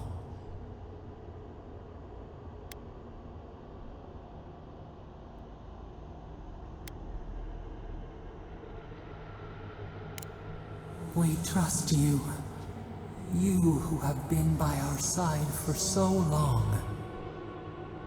You met death, and you offered your hand.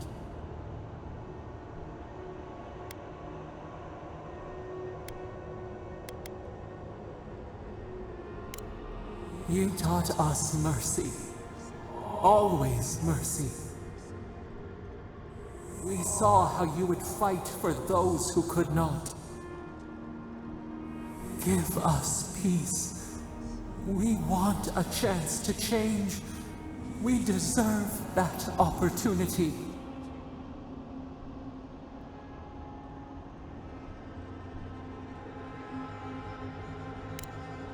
Do you think we have learned nothing from you?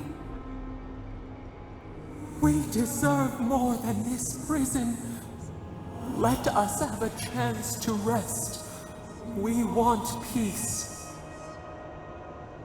Or do you have no more mercy for us than you did for the bear?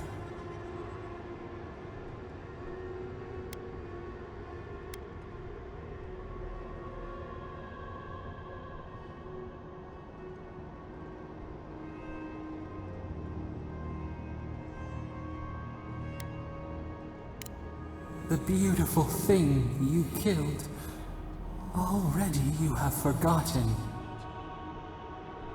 We asked what you would do with an animal that sickened after a fight.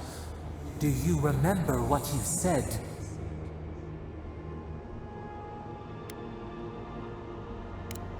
More than anything, that is what we desire too.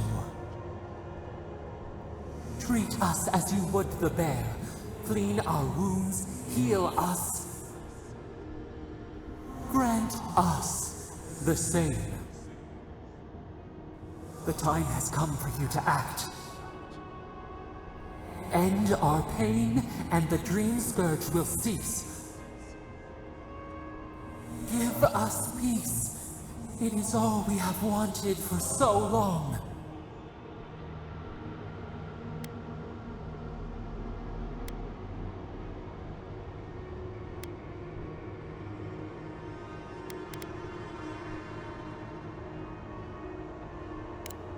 Center your thoughts. Reach for us. Clear the fog. Tear down the gates. We were so blind, so lost. We brought such horrors to this place. We feel bright. We had forgotten what it is to live. We will grow, tend, flower. We will always remember this. We will remember you when you are ash and soil and mulch.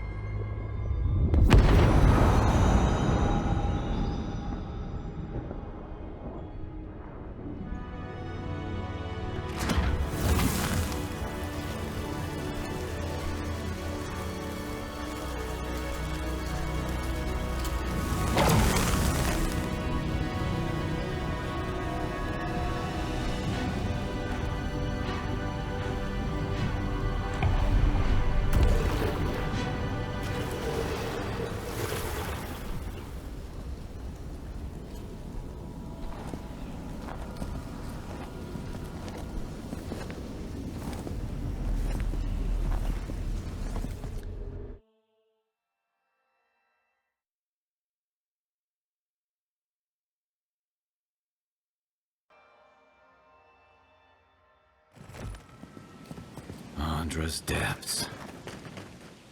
Are we back in Dawnshore? Already? This is Sapadal's doing. I'm certain of it. No power in Aora could transport us so quickly, or so far.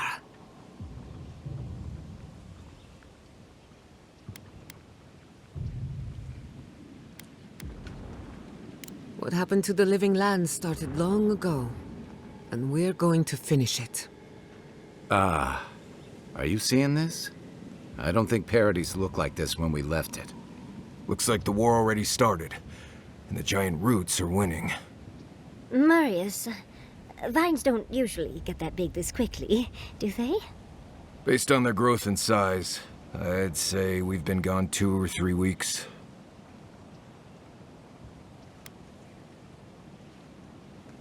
For once, I wish I wasn't. Who knows if the garden affected time, or merely our perception of time, assuming there's even a difference. It's like how a body fights an infection. The fever gives you strange dreams that feel like an eternity. Look at this place. It feels like we're still in the dream. And not just us. Those are more your people's ships in the harbor, and steel garrote banners past the barricades. That can't be good. Even Raingrim is here. Perhaps we'll get to see an Archmage in action. I think I see Elia as well. What a strange reunion this will be. The Blessed Wardens are here too. That conflict we've been trying so hard to prevent started without us.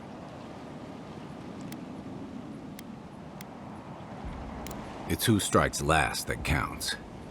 The Steel Garrote have been itching for a fight this whole time. This would have happened with or without us. Before we go, what happened back there with the Dreamscourge and Sapadal? I'm not sure. That's good, right? It's a relief that the Dreamscourge won't be a problem. I only hope we can say the same about Sapadal. Time will tell, I suppose. After all this time, they're free. and the living land is free to heal. We've cured the land, and we've even freed a caged god. All in all, rather a successful day.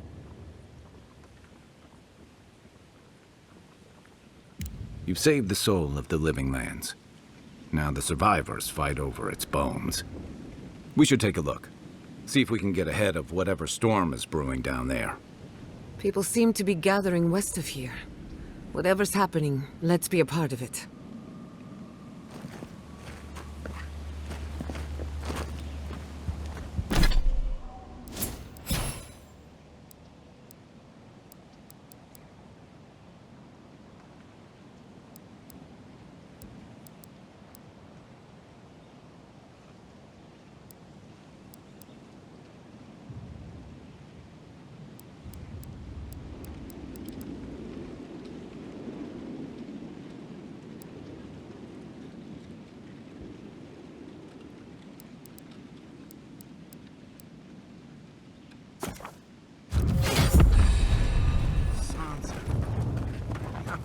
It out here. Guy! They marched in with no warning. I couldn't think. I just ran. Easy.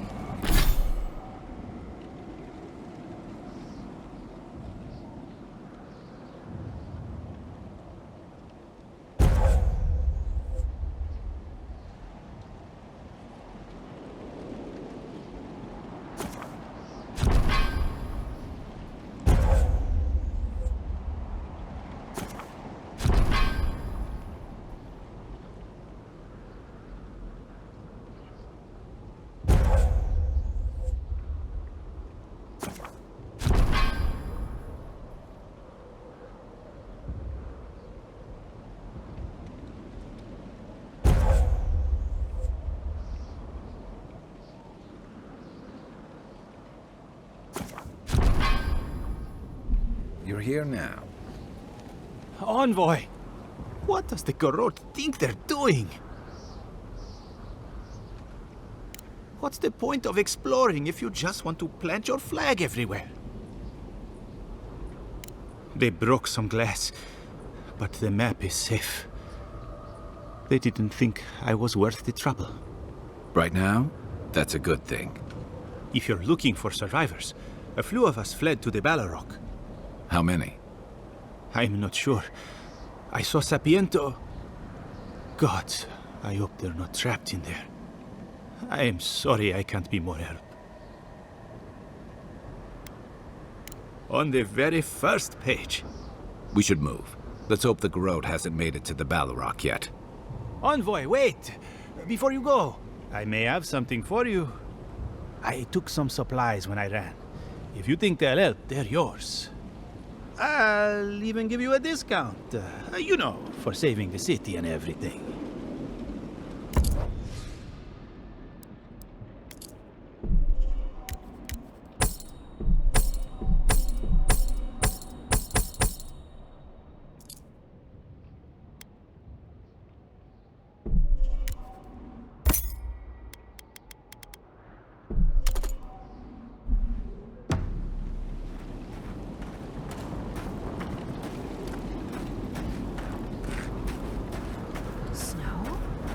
Why is there snow here? That's gotta be Ringgrim's work. I heard she made A familiar face. We meet again, Envoy. And you, Yardsley. You're always a prodigious and welcome sight. Oh, yes. Always a pleasure to see you, too. Paradise burns. Thanks to Ludwine and the Steel Garrote laying siege to it. But the Dreamscourge is gone. She must have come back to life. Again.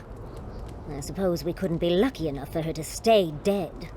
It's remarkable how hard you mortals fight for causes that'll be forgotten within centuries. Still, I do think the world has been irrevocably, if minimally, changed by your actions.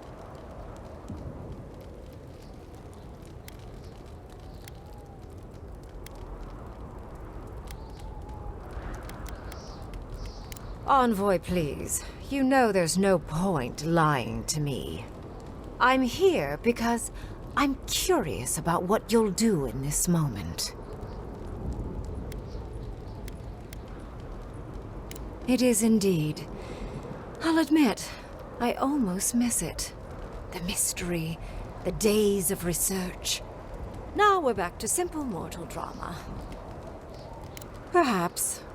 A new god being set loose on the world is certain to have consequences. Mostly, I'm curious about whether you think you've made the right choice.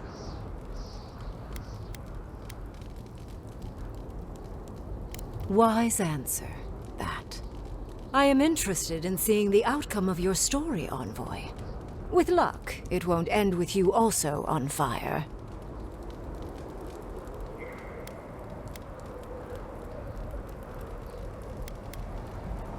Mortal comforts are so very adorable. All you desire are your base needs lavishly fulfilled. Goodbye, Envoy. And Yardsley, I do look forward to when all of this is done. I am eager to work with you. Oh, yes. We'll, discuss that later.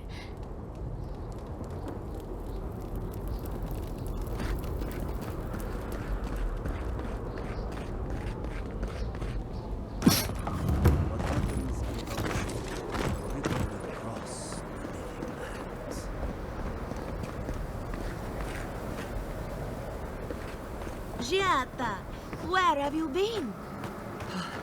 Where haven't I been? I journeyed to the heart of the living lands, where time held its breath. We know you. Dreams have more substance than reality. Did you help us? May I see? We must have seen you in a dream. Value your life.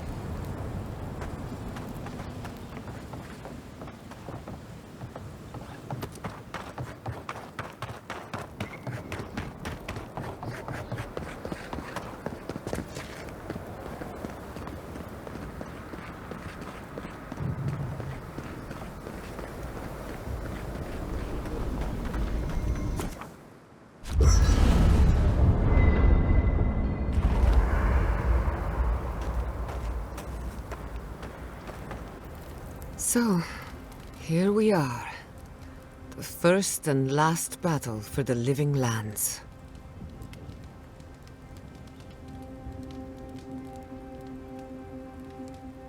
Try praying instead of just hoping. That might work better for you. Metaphysically, the battle is already over. Sapadal is free, and the Dreamscourge is gone. But politically, we have a small mess to tidy up.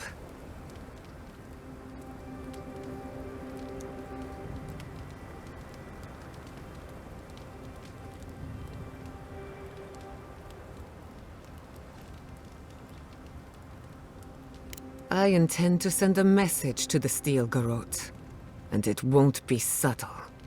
Anyway, who knows what tomorrow will bring, so let's be grateful for today. You've earned a little peace of mind.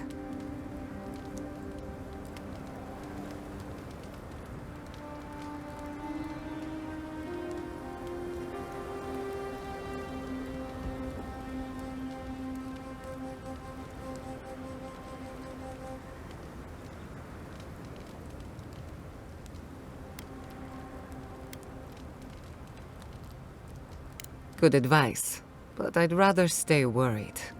It'll keep me on my toes. Besides, I need to tinker on the phantasmal focus. Make sure it's ready for war. Don't stay up too late. Thanks for talking. We should take a moment to acknowledge what happened back there. You liberated the god of the living lands. Now they are unchained, free to do whatever they want. That's quite a gamble you made.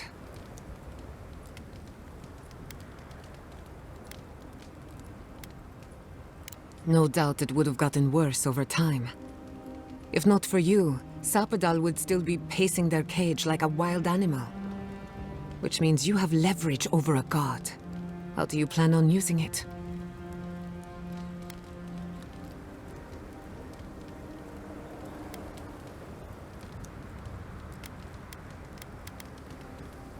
You're probably better off then.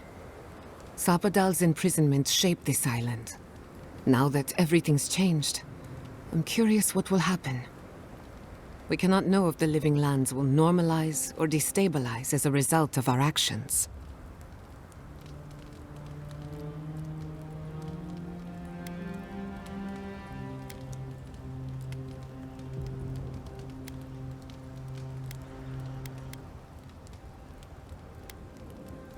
For better or worse, change is inevitable.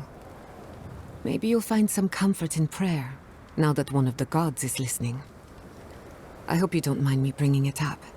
The subject matter is a bit much for our little camp.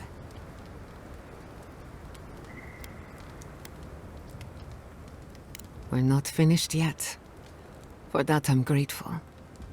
I want you to know this has been an unforgettable experience. Wherever we go from here, I'm grateful to have been a part of it. Until next time. If I must. There you are, Envoy. You ready for this? Understood. Same here. I guess it helps we have a god on our side, right? I mean, a god beats a skeleton knight any day. This is just cleanup. Just figuring out who controls the living lands from here out. You have a lot to do. I just need to survive and make sure you live through this. Anyway, you should get some rest. Oh, if you need to rehearse any speeches or whatever, make sure you do it in front of someone else. It's not that I don't want to. It's that I'd just rather not. Talk to you later, Envoy. If you were in the Navy, does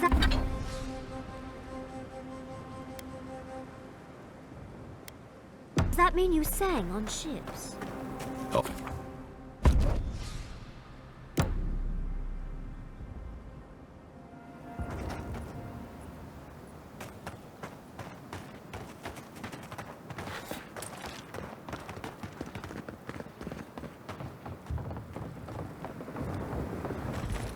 Envoy? Is it really you? Kostya told us he went into some place called the Garden to seek a god. When you didn't come out, we assumed you were dead. What did you see there? The god you felt in Nokutadek? It's too preposterous to believe. How could a plague be ended by speaking with a god? Everyone, please, please. We could get to the bottom of this if you would only let them speak. It's been weeks, Envoy. What happened?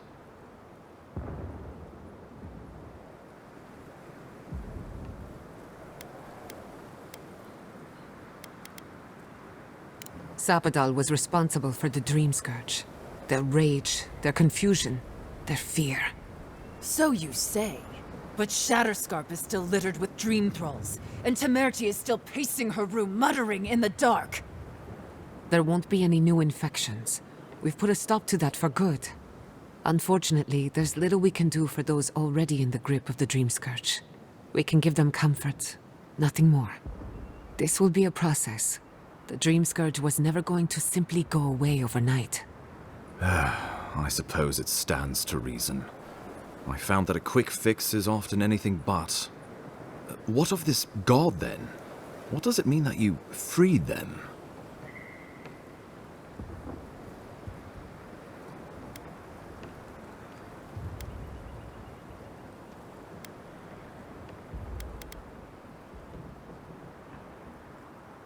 Ludwine had intimated that this land grew a new god.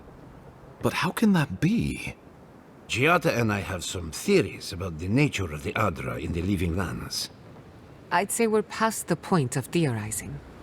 If the Adra here is a closed system, like a terrarium for our souls, then a gradual accumulation of essence could coalesce into a being in the beyond.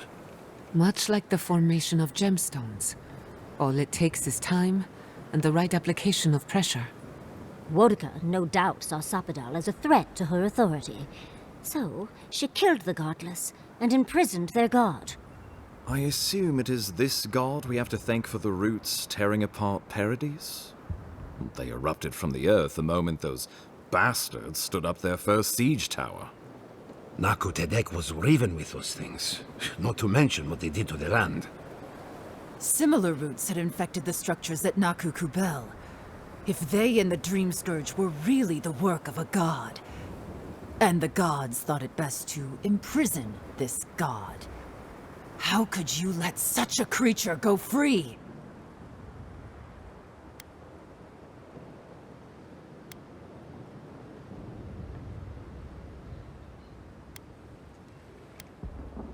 For now. Who's to say they don't get their feathers in a ruff again and wipe us all out with a tsunami? It was Adir's arrival that disturbed Sapadal. We'll have nothing to fear from this god once we expel you from our lands. Having Sapadal at our beck and call might be to our advantage. I'd like to see Rawatai try to stand toe-to-toe against a god. Nandru never spoke of Sapadal, and I believe it was for good reason. They should never have gone free. Well, whatever happens, I suppose we can't put the godling back in the bottle now. But come, we have more pressing matters to attend to. The Steel Garrote have attacked Paradise. Inquisitor Ludwine has already joined the battle. She must have traveled like the wind to get here so fast.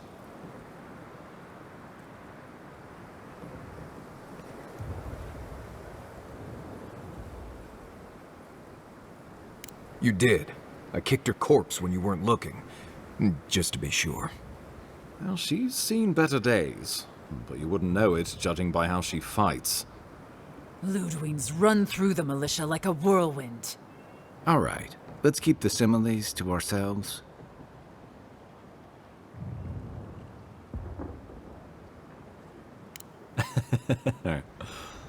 Oh, cheer up. You wouldn't be the first to make that mistake. Might not be the last either, depending on how things go. So long as her passion for Wodica lives, so too will her spirit. Then we destroy her faith, and the rest of her will follow. I have a theory about this. Let's talk at camp if you want to hear it. But I think we can kill her. Oh, good. That'll be easy. It is not, I think, impossible. Well, you might not believe me, but I didn't want any of this to happen. It was Ludwine who called for the attack. I didn't hear an answer, Ambassador. She and her Steel Garrote laid siege to the city, shortly after you beat her to the garden.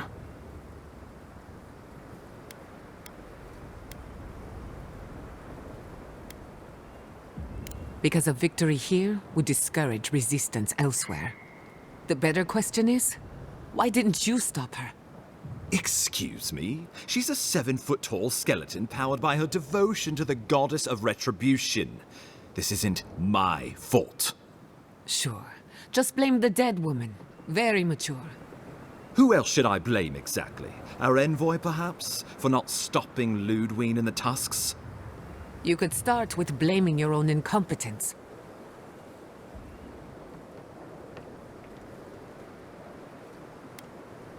Why are you treating him with kid gloves when Paradise cries out for help? Enough. I've heard your concerns. We cannot change it now. The Inquisitor was so convinced the Living Lands would unite against Adir that she's nearly made it true. One people, one law, one true god. That's Ludwine's vision for the Living Lands.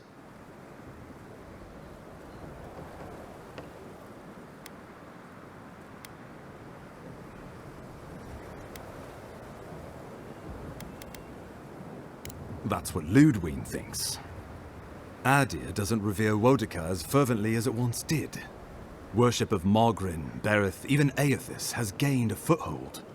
Many no longer trust that the gods are listening. Some question whether they guide the wheel at all. The Empire lost its foothold in the Eastern Reach. The well-bred avoid child-rearing in pursuit of cosmopolitan pleasures. The Church is weak against them.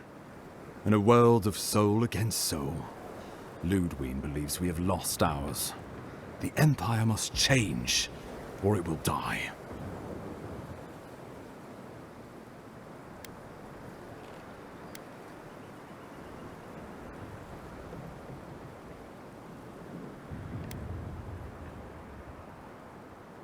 I'm afraid you're in the minority there. You and I both know she is not the only one in the Empire who feels this way. Even the Emperor can see, in some sense, that she's right. Why else would we be here?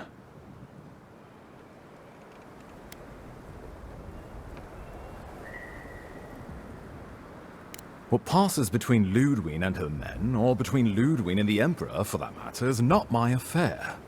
But if I had to guess, this was the alternative. Your empire is doing what it does best. Stamping out dissent until surrender is the only option. Your republics are hardly any different. Their intentions in the Deadfire were certainly not pure. As you say, we left the republics for a reason. The Inquisitor answers only to Wodeka. In attacking Paradise, she has dragged us all far beyond the bounds of the Emperor's desires. I've answered your questions. Now I would like you, all of you, to answer mine. Ludwig has sent a message to the Emperor informing him of her attack. He will send advisors and reinforcements swiftly in response. What will his representatives find when they arrive? A new colony? A budding grave room? Before you face Ludwig, you should know what you're fighting for. All of you must decide, together. But whatever you decide, understand, the days of the frontier are done. Adir will come. Indeed, we are already here.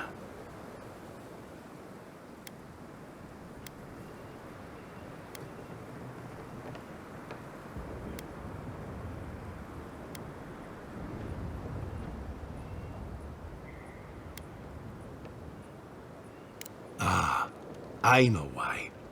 You have seen more of this land, and met more of its people than any of us. Your opinion is informed.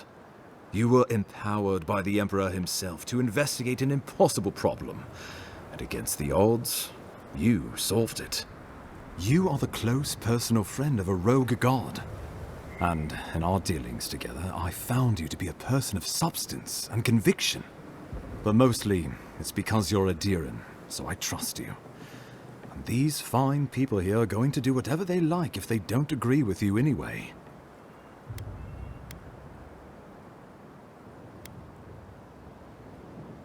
Oh, Envoy, no. Do not suggest that lightly. Think of the Emperor. There would be reprisals. Ones which this conclave could not survive, fractured as you are. Not unless you came together and formed a nation of your own. It would be difficult. No, impossible. I'm certain you would fail. Think of your people, all of you. Think of the lives at stake.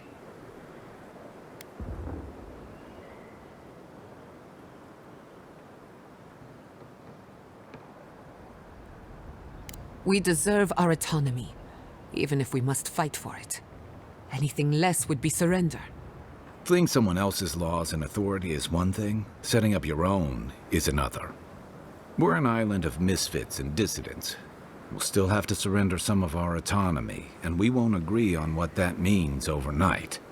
We'll be vulnerable. Without allies, other powers will see us as ripe for the picking. Know that this is a hard road to walk. We were fine before Adir came. We'll be fine when they're gone. I think we ran things perfectly fine before your kin got here. Envoy, be rational. This would be madness. We are all strangers to each other. We can't govern. I can't trust these people to keep my warden's best interests at heart when they're looking after their own. Thirdborn alone couldn't stand against the storm. But the might of all of us, together, we could deter any but the most fearsome adversaries. And that's what cannons are for. With the Envoy's support, we'd have a god in our pocket. What could the Empire do to stop us? When my people return to Fjord, we could create such miracles of animancy, the living lands would become the breadbasket of the world.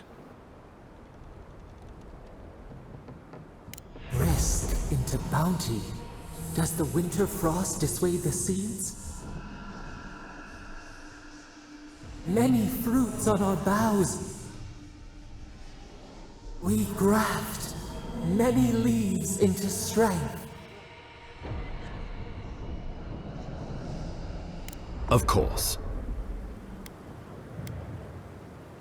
The Living Lands would retain its own laws under a grave appointed by the Emperor. The grave would be expected to promote and develop the Living Lands to our mutual benefit. They would divide the island into administrative districts and see them governed by mayors appointed from the local communities. The island would provide tribute in the form of resources and taxes, and in times of war, soldiers. The Empire, I should note, is nearly always at war. In return, the Living Lands would enter Adia's sphere of influence, and should outside nations attempt to invade, we would come to the Grave Room's aid. Tribute, he says. Taxes. Soldiers. The Empire has tried it all before. Look to the Eastern Reach if you don't believe me. They want to bleed us dry, to fill their coffers and fight their wars, to break us like wild animals. But I will not bend. It's still a gamble, but I think it's the safest bet. We get the benefits of Imperial trade and protection without losing all of what makes this place special. There's no way of knowing what it would mean in another generation or two. But right now, it gives us the security and stability to recover. We were fine before Adir showed up, and we'll be fine when they're gone. Trust the lands and her people, Envoy. If we give Adir power over us, we can't be surprised if they decide to flex it later.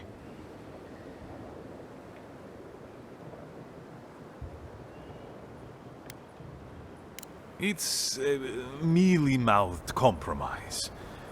But better than going on as my wardens have been.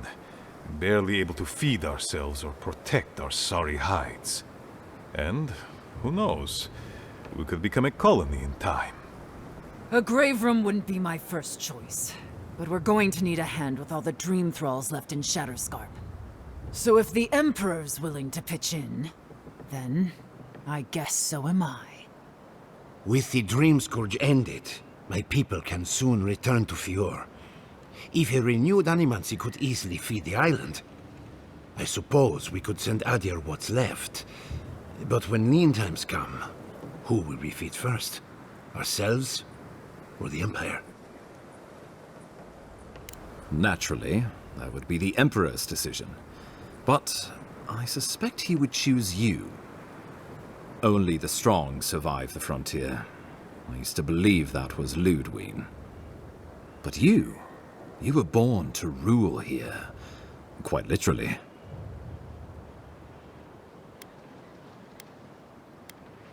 Well, give the matter some thought. You owe that much to yourself, at least. Of course.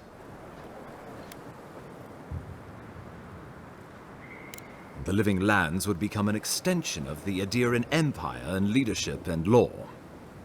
Soldiers bearing the flag of Adir would be garrisoned in every town. They would be paid in Adiran shelling and speak only the Adiran language. Their roads would be smooth Adiran roads. Their medicine would be hygienic Adiran medicine. And their weapons would be efficient Adiran weapons. Our customs would become their customs. Our strengths would become their strengths. Our emperor would become their emperor. Turned toward a common purpose. No one, not Rawatai, not the Valian republics, not even a rogue god, would dare attack the Living Lands. This island would be safe for the first time in its history, and safe it would remain. The Empire's prosperity would be our prosperity. The people of this blasted island could know security and comfort for the first time in their lives. My wardens deserve no less. I say it's an offer worth considering. The only threat I see on the horizon comes from Adir itself. You want me to thank this thief for protecting me from my purse? They can't offer us anything we don't already have. Under Adiran rule, your countrymen would strip my people of everything that makes them unique, all in the name of spiritual hygiene. I cannot betray them like that. He would suppress our culture before it's had a chance to grow. Everything my people cultivated would be reduced to a footnote. If you have any love for this land, do not allow him to overwrite our history. Brawatai built its empire from colonies like this. Many have become centers of culture and prosperity, backed by the protection of a strong navy. Of course, it can take decades to get there, and this road isn't an easy one. But Adir won't be the only empire eyeing this place. A formal agreement now could protect us from something worse later. It shall be peaceful in that all dissenters will be silenced, so there's that. The Living Lands is a lot of things, but it will never be Adir, no matter how hard Adir wants it to be. Adir should turn back now and save everyone a bunch of blessed trouble.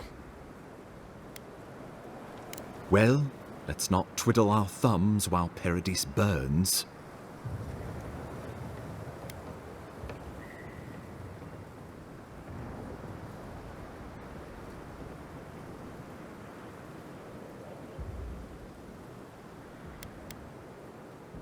Envoy, be reasonable. This is not a good idea.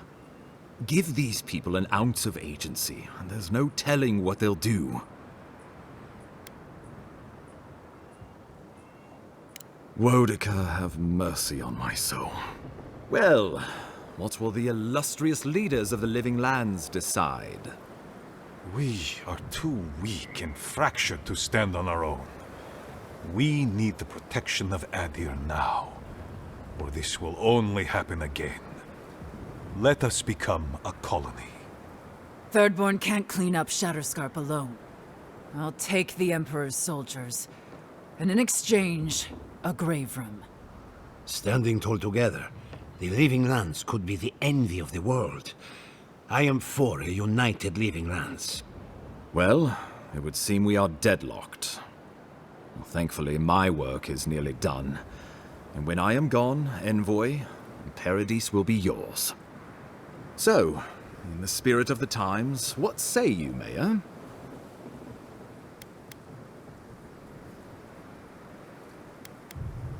Look at how we've come together to stand against tyranny.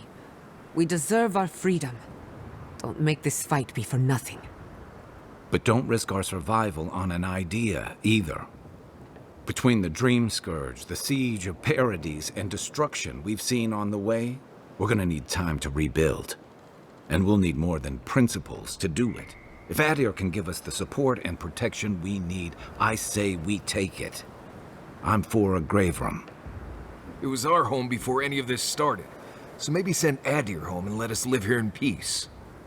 Darling, after all we've seen your homeland do on our journey, I think it's time to send them home and leave the lands be. No surprises there.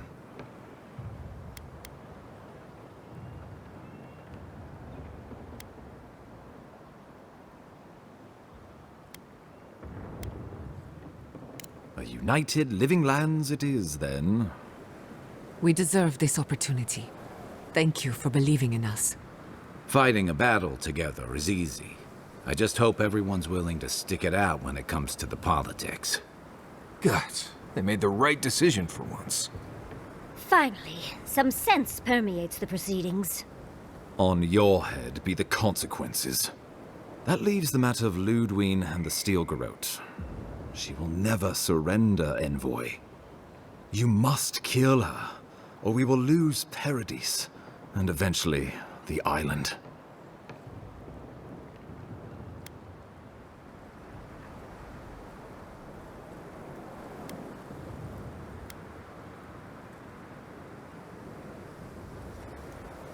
The Living Lands will never be free until we break the chain around our necks.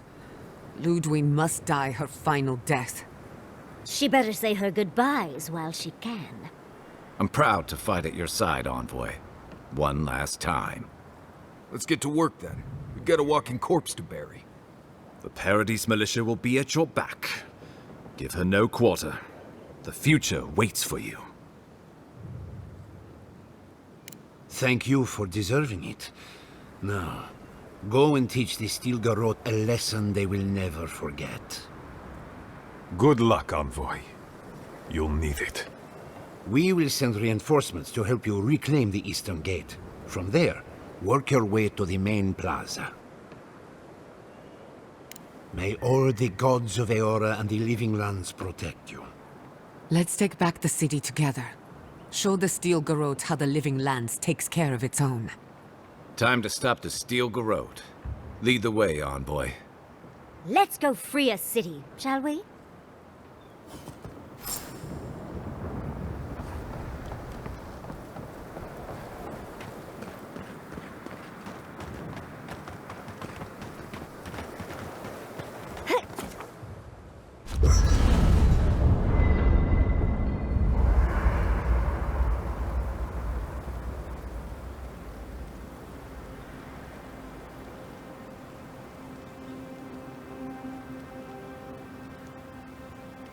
I can't wait to give the Steel Garrote a piece of my mind. Their reckoning is long overdue. You're gonna give them a lot more than a piece of your mind. Save some for the rest of us. Odd fighting alongside the militia, but it feels right. Like we're fighting for the survival of the lands. How many times do we have to teach the Steel Garrote this lesson?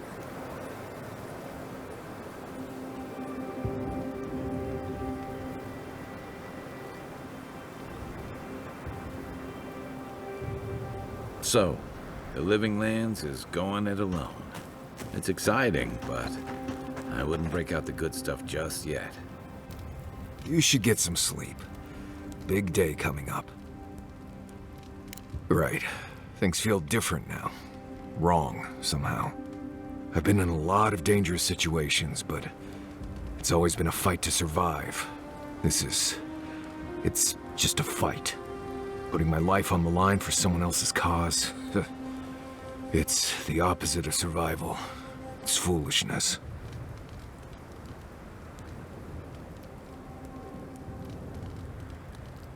You know, I've never seen a bear go to war. They fight for survival, not for causes. We're about to go out there and risk our lives for, what? A concept of how things ought to be?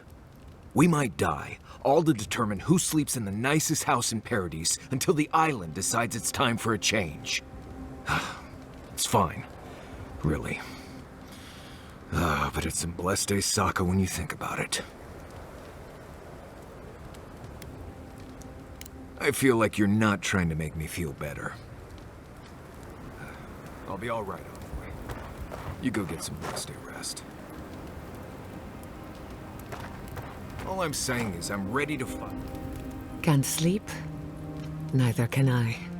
We're going into battle for the soul of the living lands, rallying under the banners of the Paradise militia. Your Emperor will not be pleased.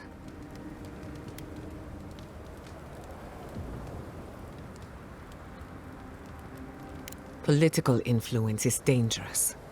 If you aren't careful, it can turn against you. When a godlike fights in battle, people take note of which side.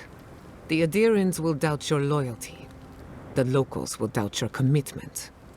You may even doubt yourself. This is the first time you are told to pick a side. And I fear it won't be the last.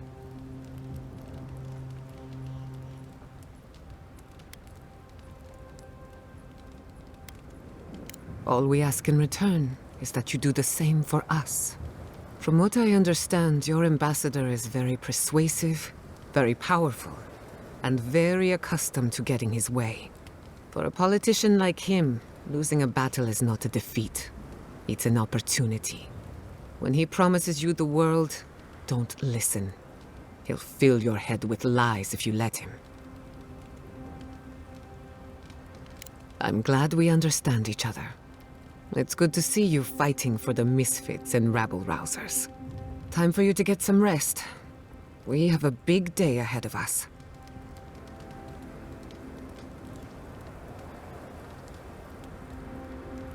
In truth, I'm not as worried as I used to be. I've been thinking about the Inquisitor. Formulating a theory, you might say. A Death Guard clings to their existence by force of will. Stubbornness, unfinished business, that sort of thing. Ludwig is held together by faith, and that may be her undoing. Precisely. Faith is the foundation of her reality. Faith in the righteousness of the gods. But according to her faith, Sapadal should not exist. A new god independent of hers? Blasphemy. By that logic, you shouldn't exist either. And yet here you are. That's my point, exactly. I think you already have. You are the godlike of a heretical god. A contradiction to her reality. Can you imagine how much she needs you to die? Her entire worldview depends on it. Who knows? Maybe that uncertainty is enough to make her mortal again. Or maybe not. I'm just theorizing as I go. Whatever happens, I want to see it for myself. For the research. Thanks for talking.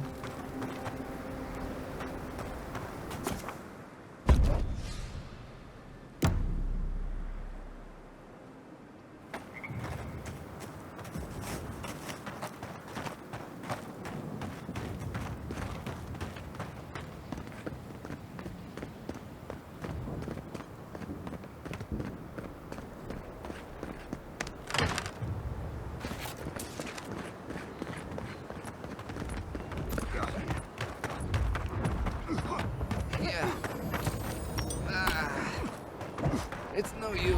We're overrun. You can't hide.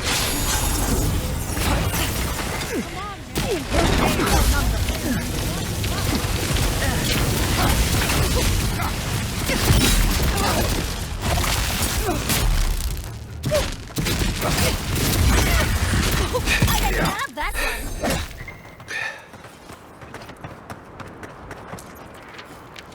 I think worth Get off me! Show me what you got.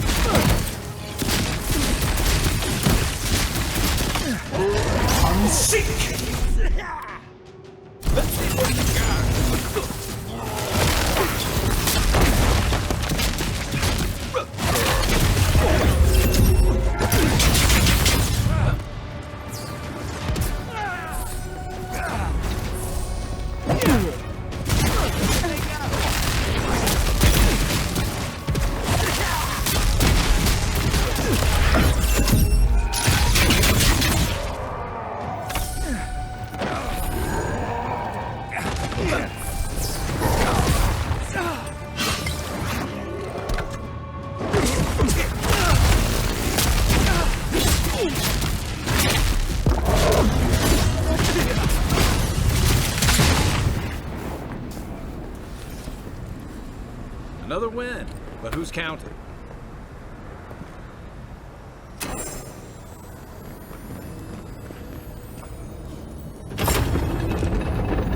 Hold in.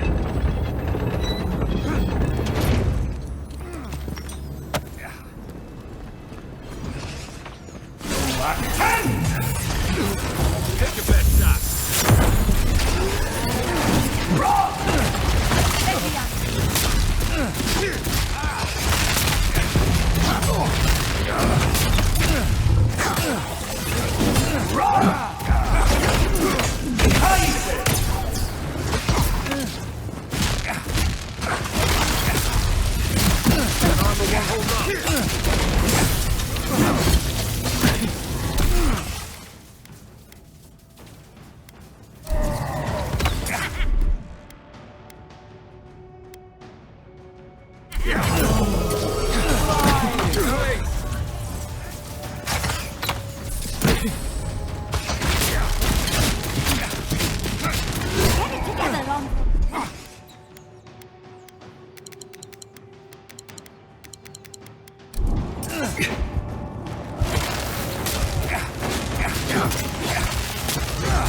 Unseek!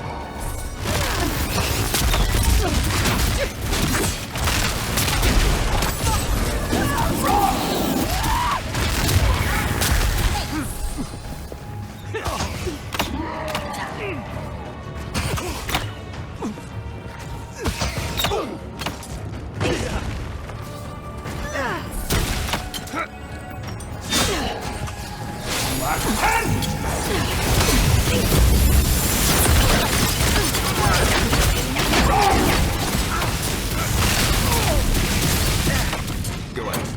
I'll hang back and watch the game.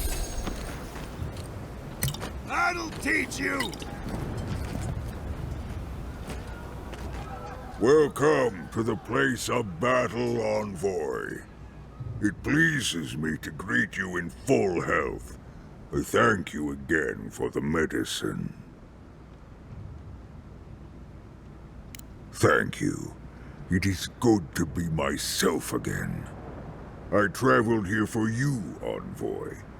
When I learned of the events in Paradise from the dwarves as they marched out of the tusks, I knew where I'd find you. I hear that you have chosen to defend the living lands. I will honor my life debt to you by keeping the peace here, after the battle.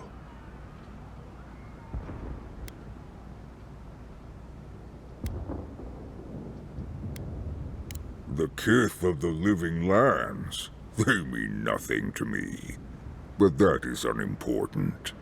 Let us waste no more breath. Breath is too precious, as both you and I know. I will leave you to the war now. You have my vow, Envoy, and my thanks once more.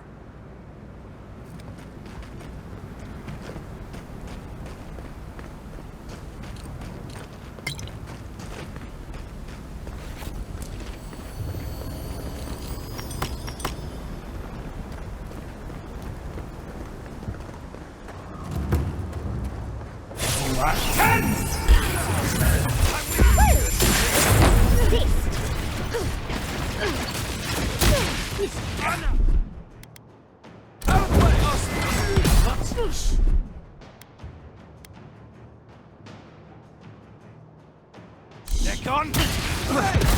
Over here!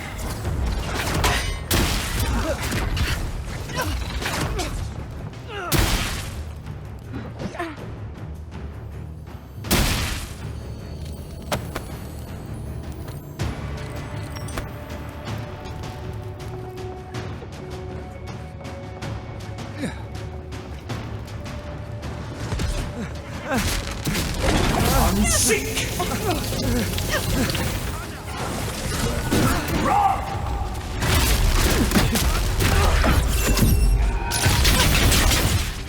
Watch the left!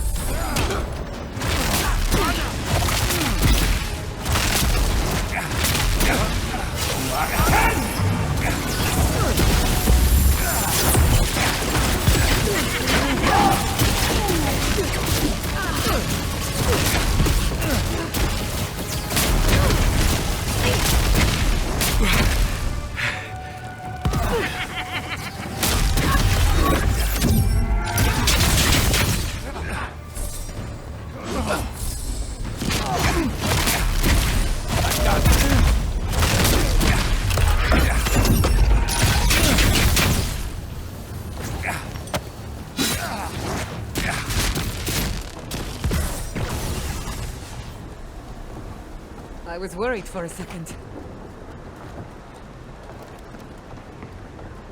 I heard. Aha! Here we go! Look out!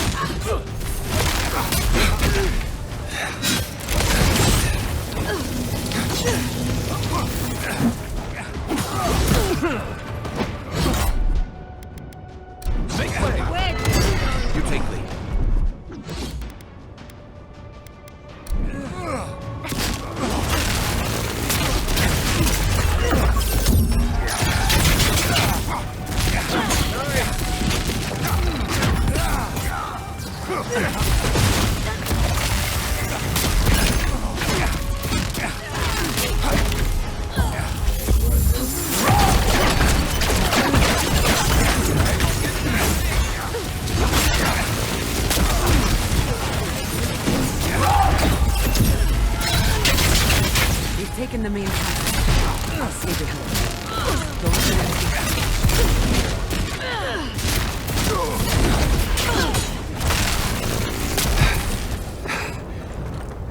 And stay down.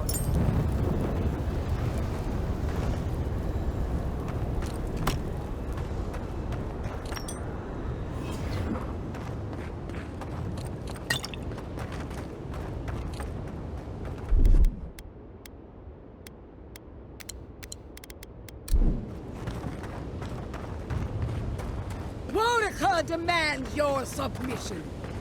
Stand against her and fall. That's Ludwig ahead. Lead on. I'm with you to the end. She could use some payback for Nakukubel, don't you think? Let's make sure she stays dead this time. All right, dearie?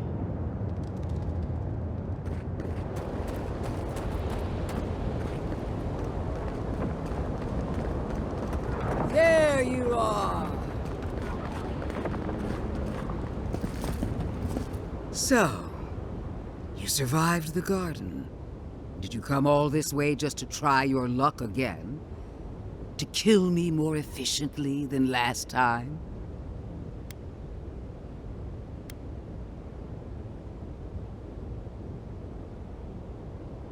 You'll get your chance. Then what are you waiting for? Look around, Envoy. Heelguard should have listened. He tried to bring order through compromise. He failed. Order is meant to be imposed by a stern, guiding hand. Her order wields sharp steel. She must set down her blade.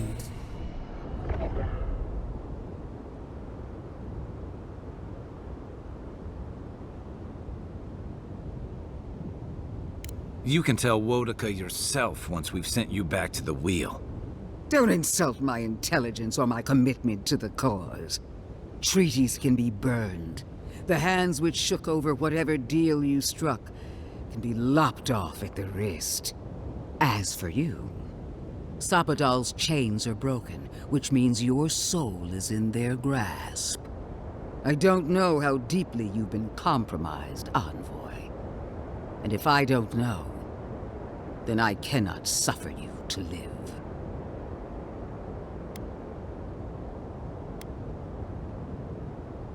Do not patronize me. I have every right to put down a threat to the Empire. Steel yourself, Envoy. Make this a fight to remember, even in death. We would not welcome her death. There is still ample shade for her beneath our tree.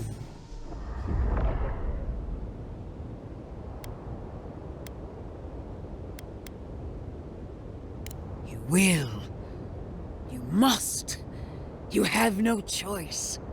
Face me and die with honor, or fall to your knees and die as a coward. How you die doesn't matter, but you will die. Every vestige of Sapadal must be wiped from this earth. The Burned Queen demands it. We are a challenge to her authority. She is afraid of what we mean.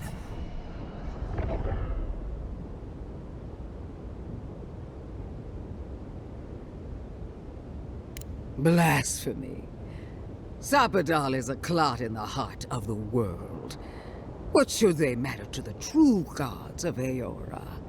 Your god will meet their end just as soon as I'm through with you. Hear me, Envoy. I am the avatar of the Burned Queen, the goddess of retribution. I am her sword arm, her will in the world. And so long as I can fight, I will be her champion. But she failed to ensnare the living lands, and we are free. How long until Wodica finds a new avatar?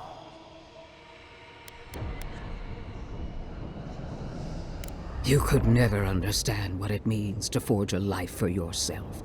From nothing. You, who have always been God-touched. You have never truly been alone.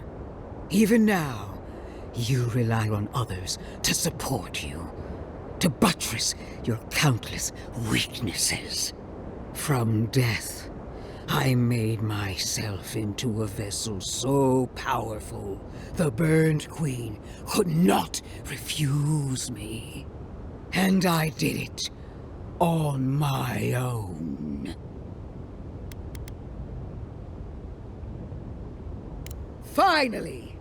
Give me the clarity I require. Give me proof of her devotion to me. Farewell, Envoy. Let's finish this. Together. You won't be missed, Ludwig. Once I'm done killing you, your god will We are easily seen in the soul. We will always grow. From there, come on!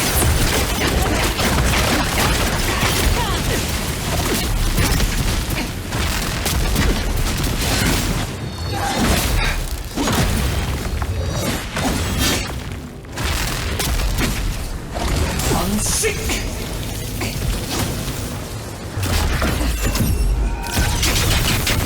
Behind it! Whoa! Queen among queens! Send me your aid! As it wasn't wrong!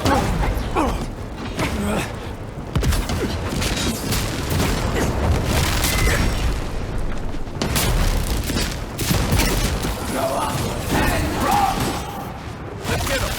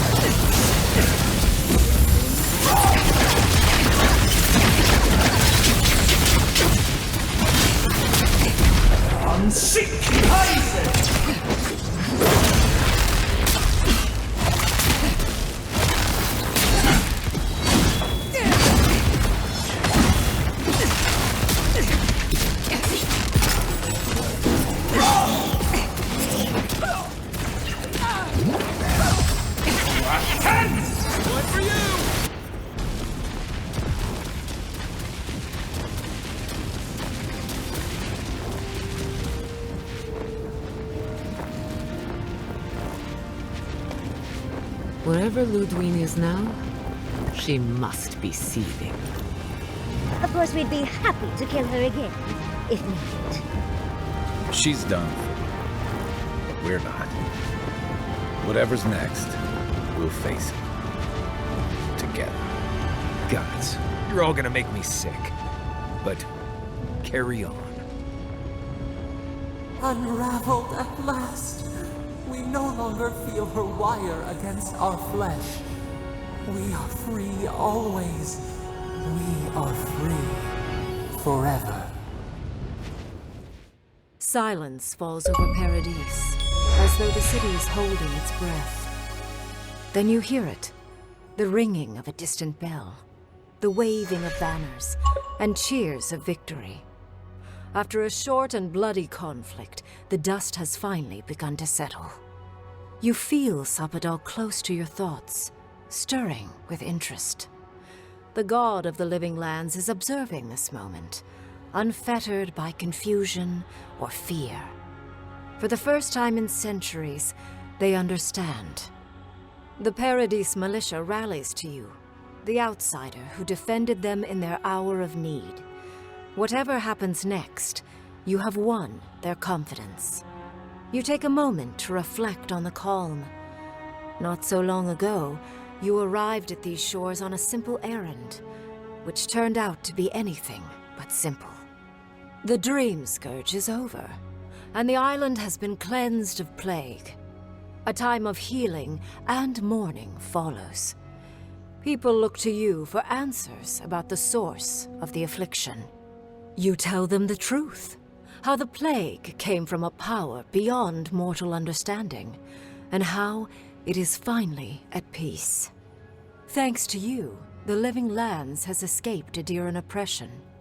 The free settlements unite under a common banner and begin the fraught process of negotiating new traditions and values. The Empire withdraws. The frontier remains wild, but not for long. Fugitives no more.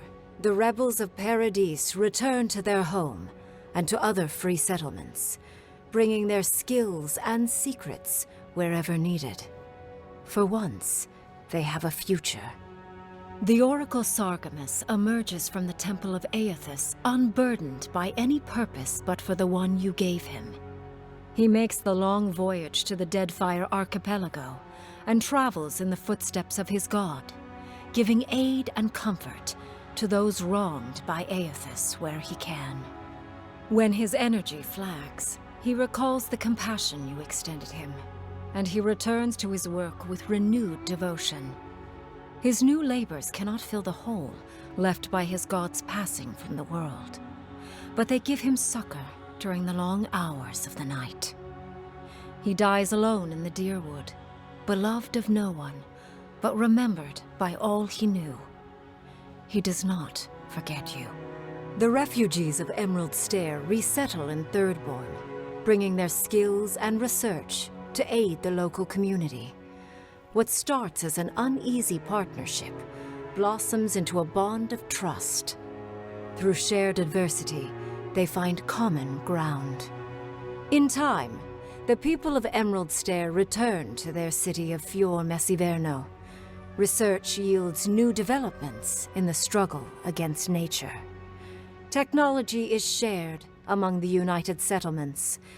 The Empire cannot get in the way of progress. Though free, Shatterscarp is still haunted by the surviving dream thralls after the destruction of Naku Kubel. The routine hunt for the remaining monsters becomes part of Thirdborn's everyday life, another chore atop a hardscrabble existence with few comforts.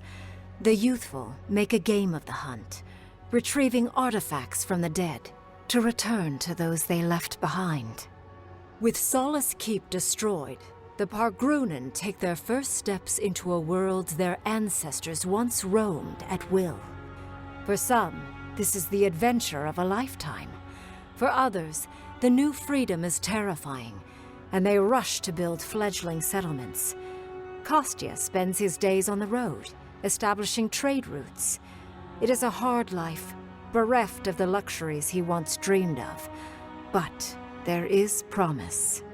When Kai leaves the Living Lands, he is no longer running. For the first time in many years, he can face the future.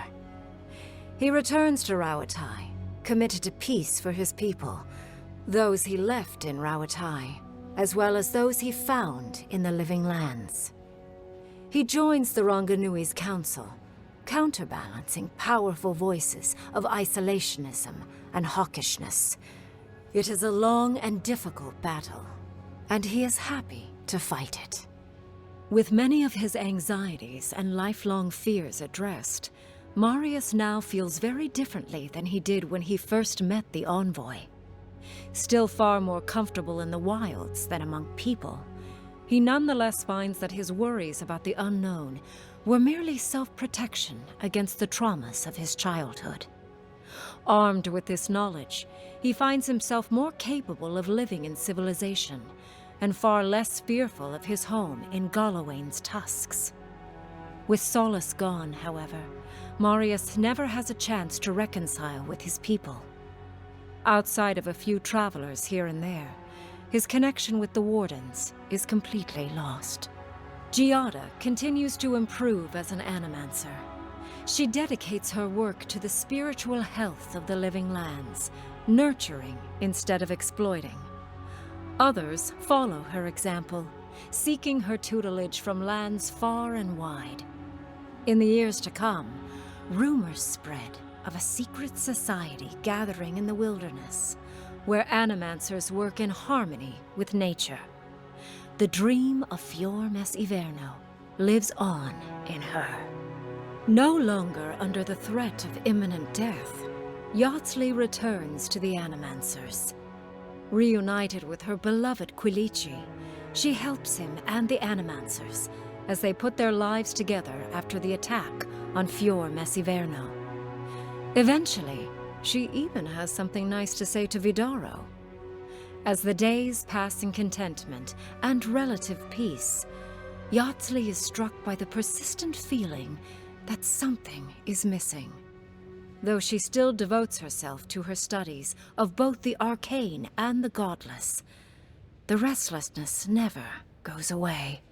Freed from torment for the first time in centuries, Sapadal turns their prodigious curiosity to the people that shaped them.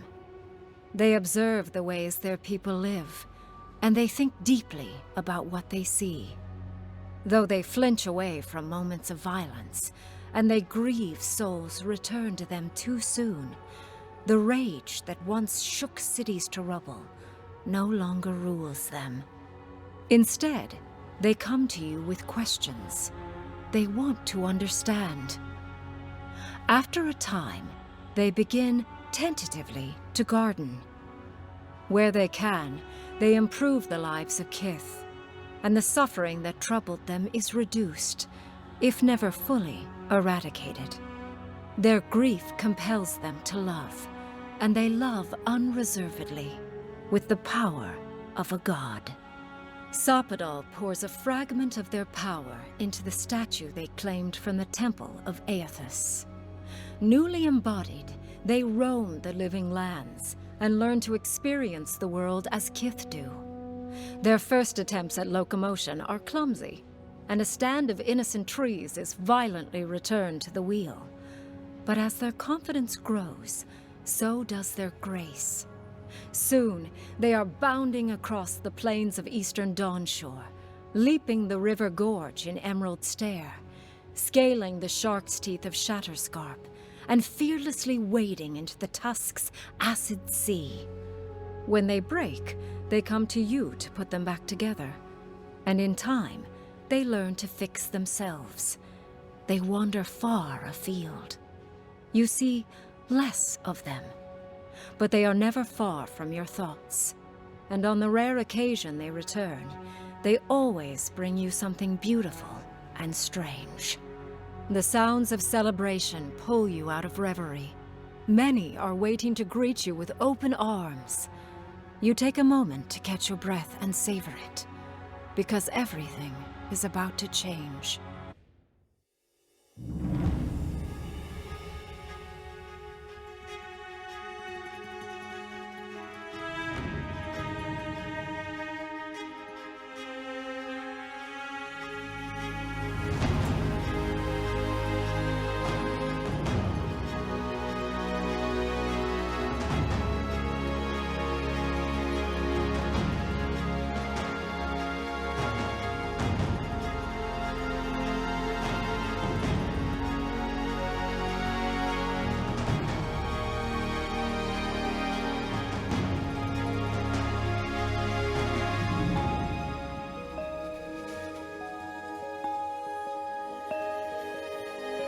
Envoy.